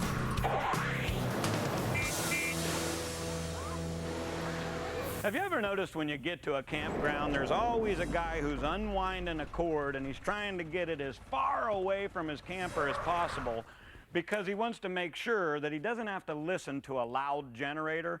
Well, guess what? The folks at Camping World have a great solution for you. It's the Honda EU series of generators. They go from 1,000 watts up to 6,500. You can take a 2,000 watt unit and plug it into another 2,000 watt and get double the power if you'd like to.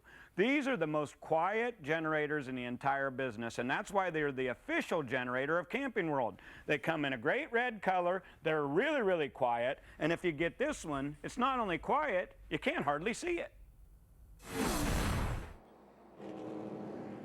And we want to say thank you to all of the men and women who are putting in long hours today here on Speed. We've got camera operators and people working in the trucks, tape operators that have been here working for over 12 hours. We were on the air just after 9 o'clock local time, and we're coming up on 10 o'clock local time now. So it's been a long day, and we want to say thank you. A great job by everyone today here on Speed. And by the way, it's cold out there. It is very cold. And I want you to know that when I woke up in my bus at 9 this morning and turned on Speed and we had racing on all day long, I was thankful for those guys this morning. And so imagine, 12 hours later, they're still hard at work. He's got to even be tied to his job. Nelson, Nelson is tied to. Hi, Nelson. How you doing, buddy? Hey, buddy. He's tied to the he's tethered. guardrail. We have him tethered. Nelson, he doesn't have a problem with wandering off, does he? We don't got him tied to keep him we're good there. We threw a little Formula One practice in from Brazil today during this long day on Speed. Where it was 88 degrees and sunny.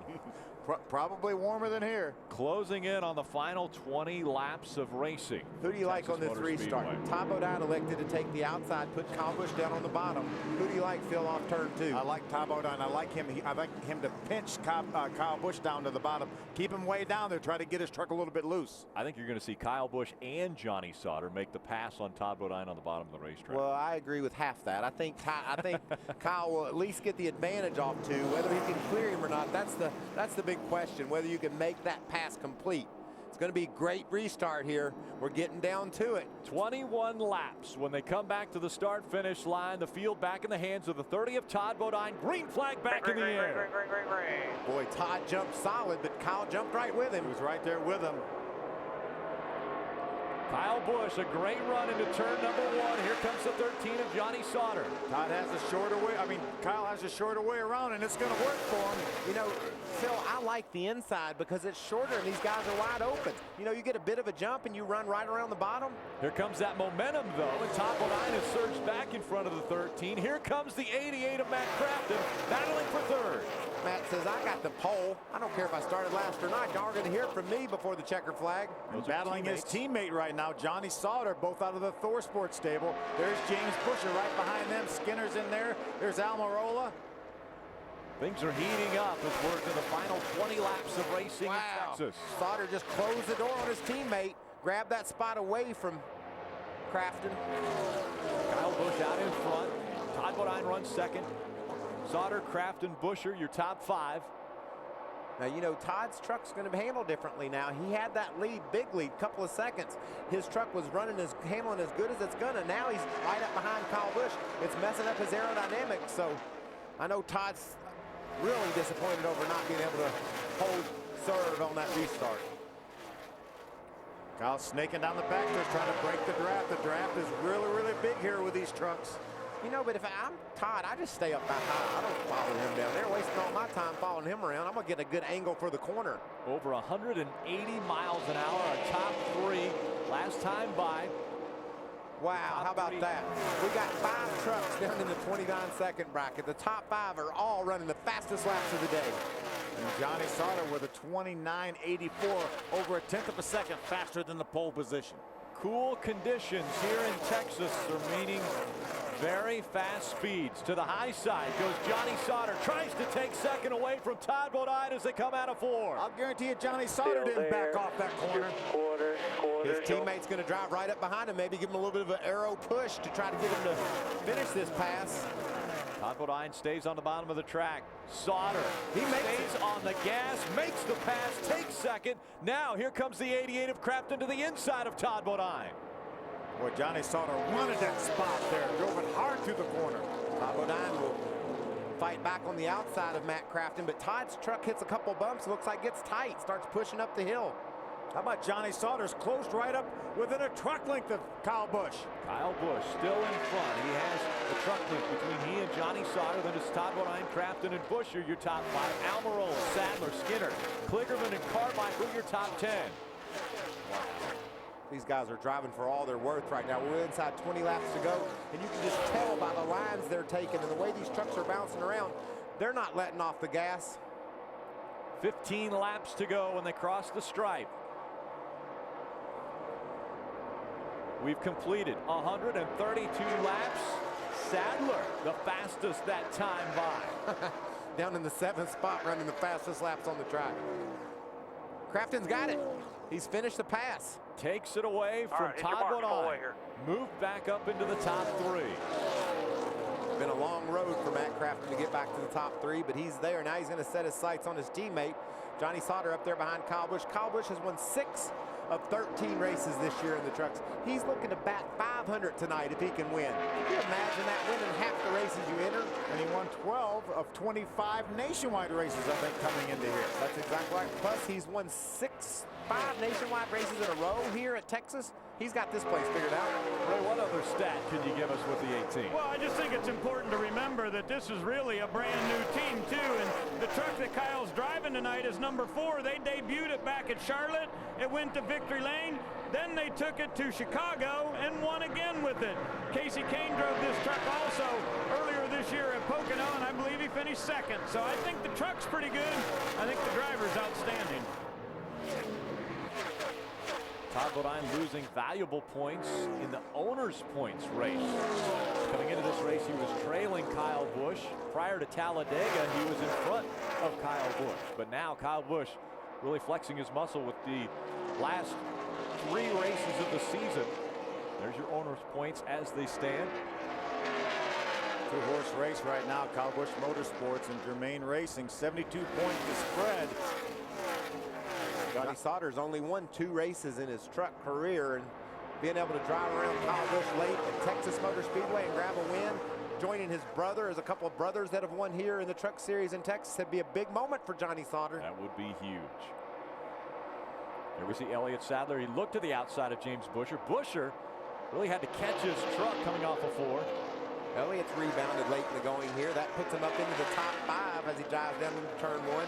Looked like early in the going he just didn't have his truck under him. He talked about not knowing what to expect as he raced here at Texas at night. His first try took him about 3/4 of the race, but it looks like he's got it figured out now. And it looked like Ernie Cope and the guys made some good adjustments on that truck. He's going forward. You can see the leaders up there. What Elliott Sadler's thinking, let's have one more green-white checkered here at Texas. They've had 7 of them here and 6 in the last 9 races, so it's something that happens quite regularly at Texas. The top 3 have separated themselves. 1, 2, and 3. Teammates running 2nd and 3rd. I'm not so sure Crafton doesn't have the best truck of the 3 either, Phil. If he can figure out a way to get by his teammate Johnny Sauter, then take off after that 18 of Kyle Busch. We're inside of 10 to go. Out in front, Kyle Busch trying to get back to victory lane here at Texas. He has a win at this track in the trucks. Toyota can clinch their 5th straight manufacturers championship if they can get a victory here tonight. They clinch it with a victory, so Kyle Busch is fighting for that for Toyota. The spoilers tonight might be Thor Sport Racing, Adam. And no doubt about it, both Johnny Sauter running 2nd and his teammate Matt Crafton behind him, very hungry. They have combined to finish 2nd in the last 3 races here at Texas. Matt Crafton did it in both events in 2009. Sauter doing it when the trucks raced here in June. One of those two would like to get up there, knock off Kyle Busch, and have an opportunity to celebrate. Boy, but you knock off Kyle Busch anywhere. In any form of racing. And we saw Ron Hornaday do it at Martinsville, past Kyle Busch on the outside to get that grandfather clock. Kyle Busch, a 21-time winner this year in the 3 major touring series of NASCAR. I listened to you guys talking earlier today. Out of the last 100 nationwide races, he's won 35 of them, a third of the races he started. Just amazing numbers, things you never heard of before. Boy, what a good break he got there getting around Jennifer Jo Cobb and was able to get that truck back down to the bottom. That gave him another couple truck lengths over Johnny Sauter. So Johnny Sauter, who was just 1/4 of a second behind Kyle Busch, now is about 1/2 a second behind Kyle Busch. Elliott Sadler continues to run the 1st or 2nd fastest times on the track. He would dearly love to see a caution, get this thing re-racked and have a shot at these boys. See Jason White, he got an Aaron's Lucky Dog earlier. He's parlayed that into 11th place run so far. There's the difference between our first 3 trucks. Like you said, Phil, Kyle getting around Jennifer Jo on the straightaway and the other 2 boys having to pass her in the turn really hurt their momentum. Working their way through 3 and 4. When they come across the stripe this time, it'll be just 5 laps of racing to go. We talk about the Owners Point Championship. This will obviously give Kyle Busch a little more gap on that 30 truck of Top Bodine, but man, Top Bodine right now as they run on the racetrack is 230 points ahead of that 51 truck right there at the Phoenix Construction Toyota of Eric Almirola. Looks pretty good for a 2nd championship for Top Bodine driver-wise. Mike Skinner running in the 8th spot. You know, it's got to be frustrating for Eric, though. Coming in here over the last 5 races, he had outpointed Todd Bodine. And if you think about it, he's 15 points behind coming in. That's only 8 or 9 points a race. We're talking a position or 2 is what that championship difference is. Isn't that amazing? Hey, Eric Almirola has finished in the top 10 the last 10 races and lost ground to Todd Bodine. Over the last 5, if it wasn't for the wreck at Talladega, he would have lost ground too. But that wreck put him just ahead of Todd over the last 5 races. But you're right, just an amazing season by this 30 team. Almirola just 4/10 of a second in front of Mike Skinner. There's the difference between 1 and 2. 3 laps of racing remain. Kyle Busch looking to defend his race win from a year ago at this track. Now Kyle catches a bit of a bad break, having to drive up off the bottom of the track to exit turn 2, where Johnny got to do it just like he wanted. And look how much he gained on it. He gained at least 2-3 truck lengths that time through that corner. It's got to be so frustrating for Sauter, though, to be so close and just see the victory, taste it, feel it, but just can't get there. Matt Crafton was strong. He was able to pull up to the tailgate of his teammate, but now has dropped back about 8 truck lengths from Johnny Sauter, holding on to that 3rd spot. 2 laps of racing remain. Kyle Busch just under 3 miles left here at Texas Motor Speedway. Kyle Busch just wants to see that white flag. If he gets to the white flag, he knows that the next flag will end this race no matter what happens. happens. Either the caution or the checker. He doesn't have very far to go. Coming out of turn number 4, a little bit of a wiggle. He doesn't have very far to go, and it's not going to take him long to get there. White flag out. Final lap from Texas Motor Speedway. Kyle Busch looking to get to victory lane once again. Johnny Sauter doing all he can do to try to catch that 18 truck. Johnny's just saying, slip, Kyle. Do something. Give me a break. Give me something to hope for here. Look how close. The 25-year-old from Las Vegas, Nevada, continues to rack up the numbers in the Camping World Truck Series. Here is career win number 23 for Kyle Busch. There you go, boys. Good job. Way to go. Woohoo! Success. You're the man, dude. Thank you. You the man, dude. I don't think anybody could argue with that. I don't think anybody in this arena would argue with that. Guys, that's a heck of a job. Great team effort. Good practice yesterday. Good race tonight, guys. Hey, how many races has that guy won? Rick Wren. I mean, everywhere he goes, he wins. Yeah, Rick Wren. Whether he's a crew chief, team manager. General manager now for Kyle Busch Motorsports. He's a winner. A couple of championships with Ron Hornaday over at KHI. And a winning crew chief standing by with Ray. And this would be win number 17 for Eric Phillips. When you took this job a year ago, did you ever believe that at this point in the year you guys would have this many victories in 2010? No, not with a brand new race team. I mean, you know Kyle can do it. Just putting all the pieces together, building all these new trucks, moving in the new shop. It's just amazing that we've been able to do what we have. Most of it goes to the guy driving that thing, and that Interstate Batteries Toyota was pretty fast tonight. When he came on the radio mid-pack of the race and said, I got a vibration, this thing's giving up, how worried were you? I can't tell you what I was really thinking. You know, with the points deal, you got to be careful, and I had to go to a point there to get gas to make it to the end, so we did. And as soon as I thought we could make it, I had him come in, and we were just trying to baby it. So, and you know there might be a caution, and if it was, I knew we were in it. Congratulations, win number 7 of the season for KBM, and they'll have a 72-point lead on team number 30 in the Owners' Championship. Adam? And Johnny Sauter had a heck of a night this evening. Unfortunately, unable to finish the deal, and I know there were a couple of different things that frustrated you. First off, the fuel mileage under green, but what was the difference there at the end, Johnny? What do you mean I wasn't able to close the deal? I finished the race, didn't I? Well, you didn't win. I mean, you finished second. Yeah, we finished second. That's great. Proud of everybody at ThorSport. FarmPain.com, Curb Record Chevy was awesome tonight. And we just ran out of gas, so it's unfortunate. I want to apologize to Duke around to Thorson for not getting a win tonight, and say hi to my grandma, 20 miles away. Thought I was going to win one for her tonight. How tough is it, Johnny, when the truck is as good as this one is and you're unable to end the night in victory lane? I mean, it's always tough, you know what I mean? That's all we come here to do is win, but we just make mistakes a lot of times, I guess. I don't know. I don't know. You got nothing good to say. You shouldn't say anything at all, but I'm just proud of everybody. I really am. When you're that close and you feel like you got the dominant truck and you can't get it done, it's disappointing. The highs and lows of the sport. Johnny Sauter experiencing all of them here tonight. Very disappointing. Obviously, Johnny Sauter feeling like he had the truck to win tonight, but running out of gas before he could get to pit road. Well, he didn't have Kyle doubt about it. Gus Kyle Busch to get win number 7 of the 2010 season. We'll be back. He'll be in victory lane. Welcome back to Texas Motor Speedway. Kyle Busch has made it to victory lane. We go there now. Here comes Kyle Busch out of this Interstate Batteries number 18. This is win number 7 of the season for his brand new race team.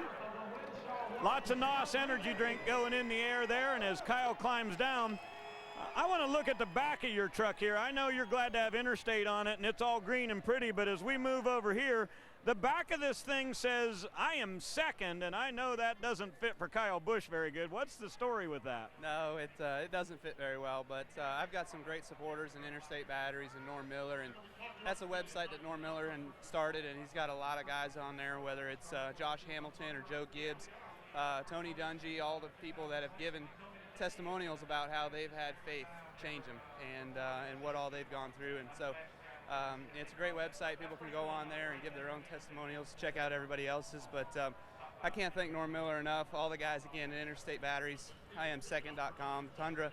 This Tundra was awesome tonight. Once I got out front, and that last restart saved me. So can't thank all the guys on this KBM team. They did an awesome job. And Z-Line Designs, Traxxas, Butler Built, Flexco, M&M's, everybody. I mean, I got a lot of people, and it's fun to be able to have the success we've had. Hopefully we can continue to get some more for next year. Let me ask you a question. I know in the mid-pack of this race, you were very concerned about that right front tire. The pit strategy kind of worked out for you. But when you came in on that last pit stop, you went out second. Were you worried? I was a little bit. You know, I figured, well, I'm going to have the restart on the bottom lane again, you know, and Johnny got by me. He just sucked me loose there. And, you know, if Todd wants to talk about driving dirty, that's a way to do it. You know, I gave Todd room at Kentucky. Johnny Sauter gave me no room here. So I tried getting back to him, but couldn't get there. But on that last restart there, you know, I got a good jump. And didn't beat Todd to the line. And then ended up, you know, kind of being alongside of him into turn one. And I don't know if my lane just had a better draft or what, that we pulled ahead down the backstretch and held on there. 2 weeks ago, Kyle Busch and Todd Bodine were tied with wins. Now Kyle goes 2 ahead. Adam? And the statistics for tonight's race will show that Matt Crafton started on the pole and finished third, but everyone knows if they watch the beginning of this show that you started at the rear after some unapproved changes. You ended up in that third position. How'd you feel about the night? I mean, it was a good night coming from the back. I mean, I know if we had the track positions, could have started from the pole. I mean, I think we could have been over there, and we had a truck capable of, I mean, track positions, everything. Once you get to these top 5 trucks, I mean, they're so close, and air means so much, clean air. And right there at the end, second to last run, we were free in, and we tried to get the free in fix out of it, and then we made it tied off. But, I mean, great day for Thor Sport Racing. I mean, Menards, Chevy Silverado, and these guys didn't give up. I mean, we all had our heads in a hole after having to fix that bed cover, somebody tearing it up, but we fought back and never gave up, and that's what it takes. And I believe that's 13 consecutive top 10 finishes for Matt Crafton. That's pretty impressive. Kyle Busch is getting good at celebrating after a race. It's the 7th win in the 14th starts in 2010 the Camping World Truck Series.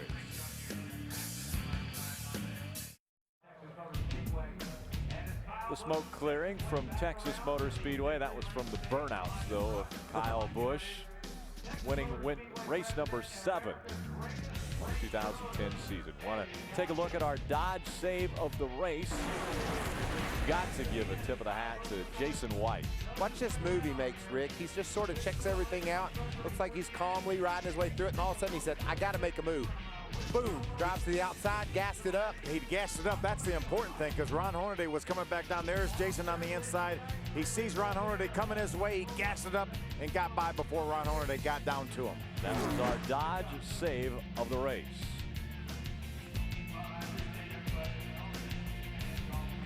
Now let's go to Adam Alexander. When you look at the numbers, Todd Bodine has dominated Texas. You didn't get the win tonight, but another step closer to that championship, Todd. Yeah, I guess that's the... No consolation prize? It's no consolation at all.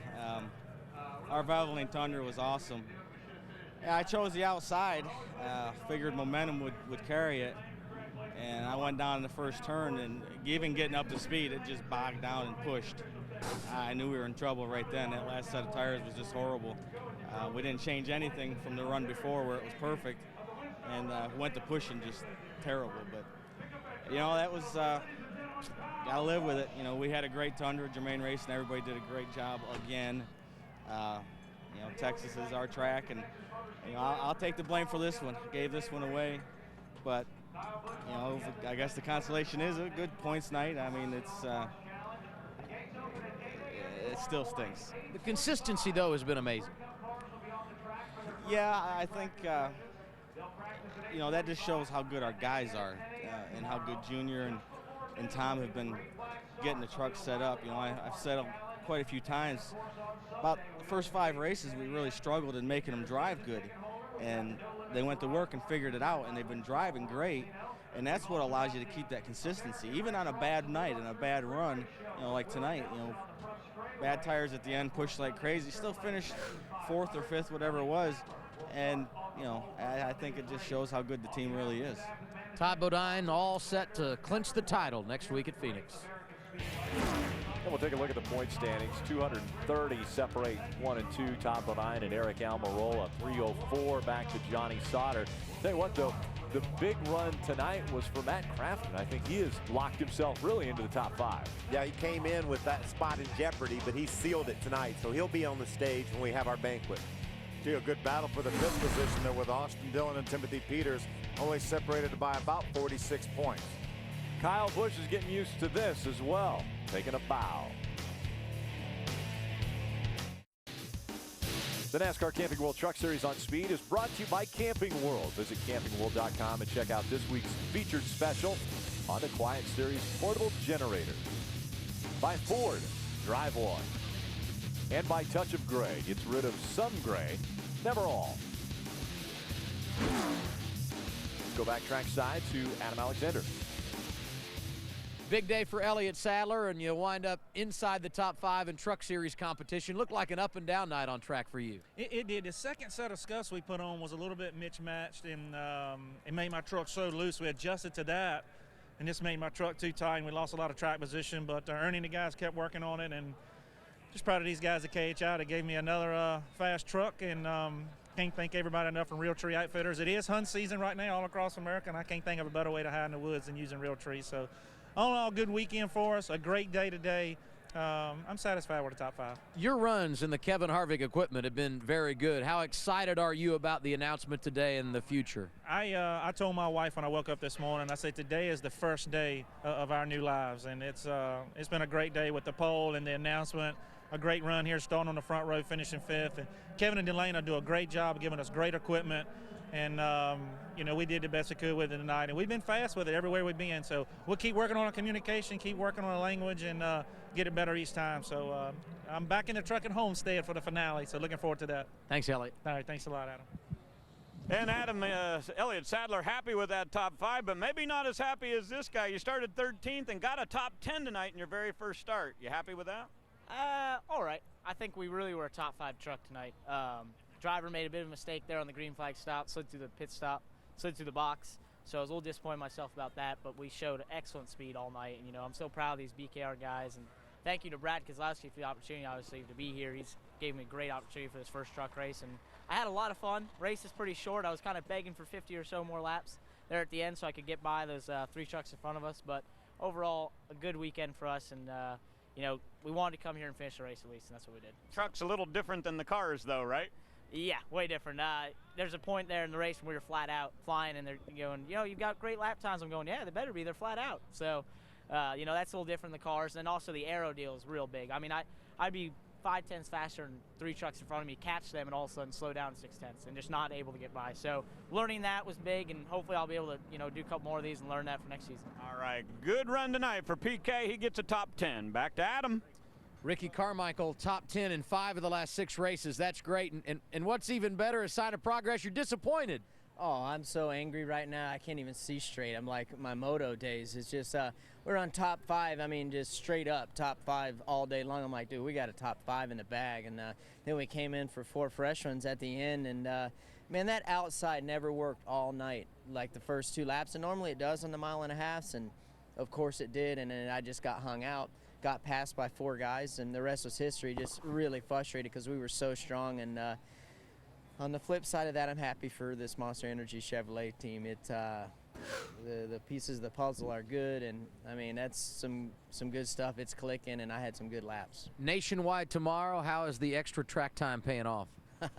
Unbelievable. When I got back in that truck, that thing was so fun to drive, and it was just we were running good, and that always helps. Just disappointed. We should have had a top 5, but that's racing, and that's part of the job, and I need to get it done. Good luck tomorrow. Thank you very much.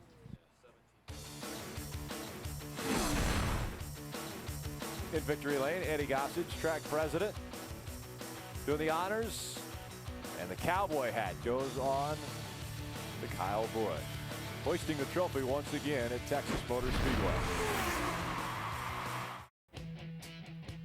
Ridiculous numbers continuing for the 25-year-old from Las Vegas, Kyle Busch. Another win. 84 career wins for Kyle Busch in the 3 divisions of NASCAR, and that passes Cale Yarborough for 8th all-time. Let's take a look at tonight's Touch of Gray winning touch moment. Michael, it has to be the restart here. Kyle Bodine chose the outside. Kyle Busch on the inside. They both ran wide open. Kyle with a shorter way around. That's right. And he also had a nice push there from Johnny Sauter. Got him out ahead of Ty Bodine. Todd's truck not exactly like it had been the run before, he said. A little bit pushy. But he parlayed that restart into dancing on the back of his truck. And never looked back. That was the Touch of Gray winning touch moment. Touch of Gray gets rid of some gray, never all. I don't know if that young man's going to have to worry about gray hair for at least another probably 20 years. Well, he is 25 years old. That guy's not going to have to worry about it either. Let's take a look at our unofficial results from tonight's race. Johnny Sauter disappointed with that second place finish. Matt Crafton disappointed with his third place finish. But what about some great runs there? Elliott Sadler, James Busher, Parker Quiggerman, first start, first top 10 finish, knocked that right out. All the way down to TJ Bell. I talked to TJ earlier today, new sponsor, Pinnacle Mulch. Really, really happy with the opportunity to race, and he gets a top 20 finish out of it. We saw Timothy Peters struggling a little bit early on, but he persevered for a 12th place finish. That keeps him in the hunt for the top 5 in the points. Jennifer Jo Cobb had her career best here in the spring, 14th, couldn't do but 24th tonight. Austin Dillon felt like he had a problem with the truck, and about a half lap later, the right front tire blew. He ended up in the 20s. And Ron Hornaday, the 5th race this year that he will be a DNF because of an accident, finishes back in 32nd. And a couple of those accidents have been quite spectacular. The owner points, 72, separate Kyle Busch Motorsports in their first full year of competition here in the Camping World Truck Series from Germain Racing. Germain Racing looking at grabbing that driver championship at the end of the season, but Kyle Busch Motorsports wants the owner's championship. And you know the best news for Kyle Busch Motorsports, don't you? You know who's going to drive that truck the next 2 weeks? I think it's that kid right there. The Kyle Busch. You know, that driver makes that owner pretty good. He can make an owner look good, and he's doing just that in the truck series, and he's the owner. You mentioned the next 2 races. The next race for us will be Friday night. The Lucas Oil 150 from Phoenix International Raceway, 7:30 p.m. with Chris Devoda and the setup. And I believe she'll be up on Rattlesnake Mountain once again. Up on the hill. How pretty is it out at Phoenix when we throw the green flag for these trucks? Sun setting out there, and the folks, the fans in that part of the country love coming to be a part of it. Clint Boyer's going to be in that race driving that truck for Kevin Harvick Incorporated, our winner last week at Talladega. Problems early on for Joanna Long, also for Austin Dillon. Taylor Mawson at 25, he had a up and down night. The guy that was on top at the end, though, was the 18 of Kyle Busch, going back-to-back with wins here at Texas. One in the fall a year ago and again in 2010. Next week, the Camping World Truck Series heads west to the Valley of the Sun to take on the Phoenix International Raceway. The owner points race is a hot one between Kyle Busch Motorsports and Germain Racing, and the Phoenix heat can only make it hotter. Tune in and watch them sweat it out. Chris Devoda hosts the setup starting at 7:30 p.m. Eastern, followed by flag-to-flag coverage, only on Speed.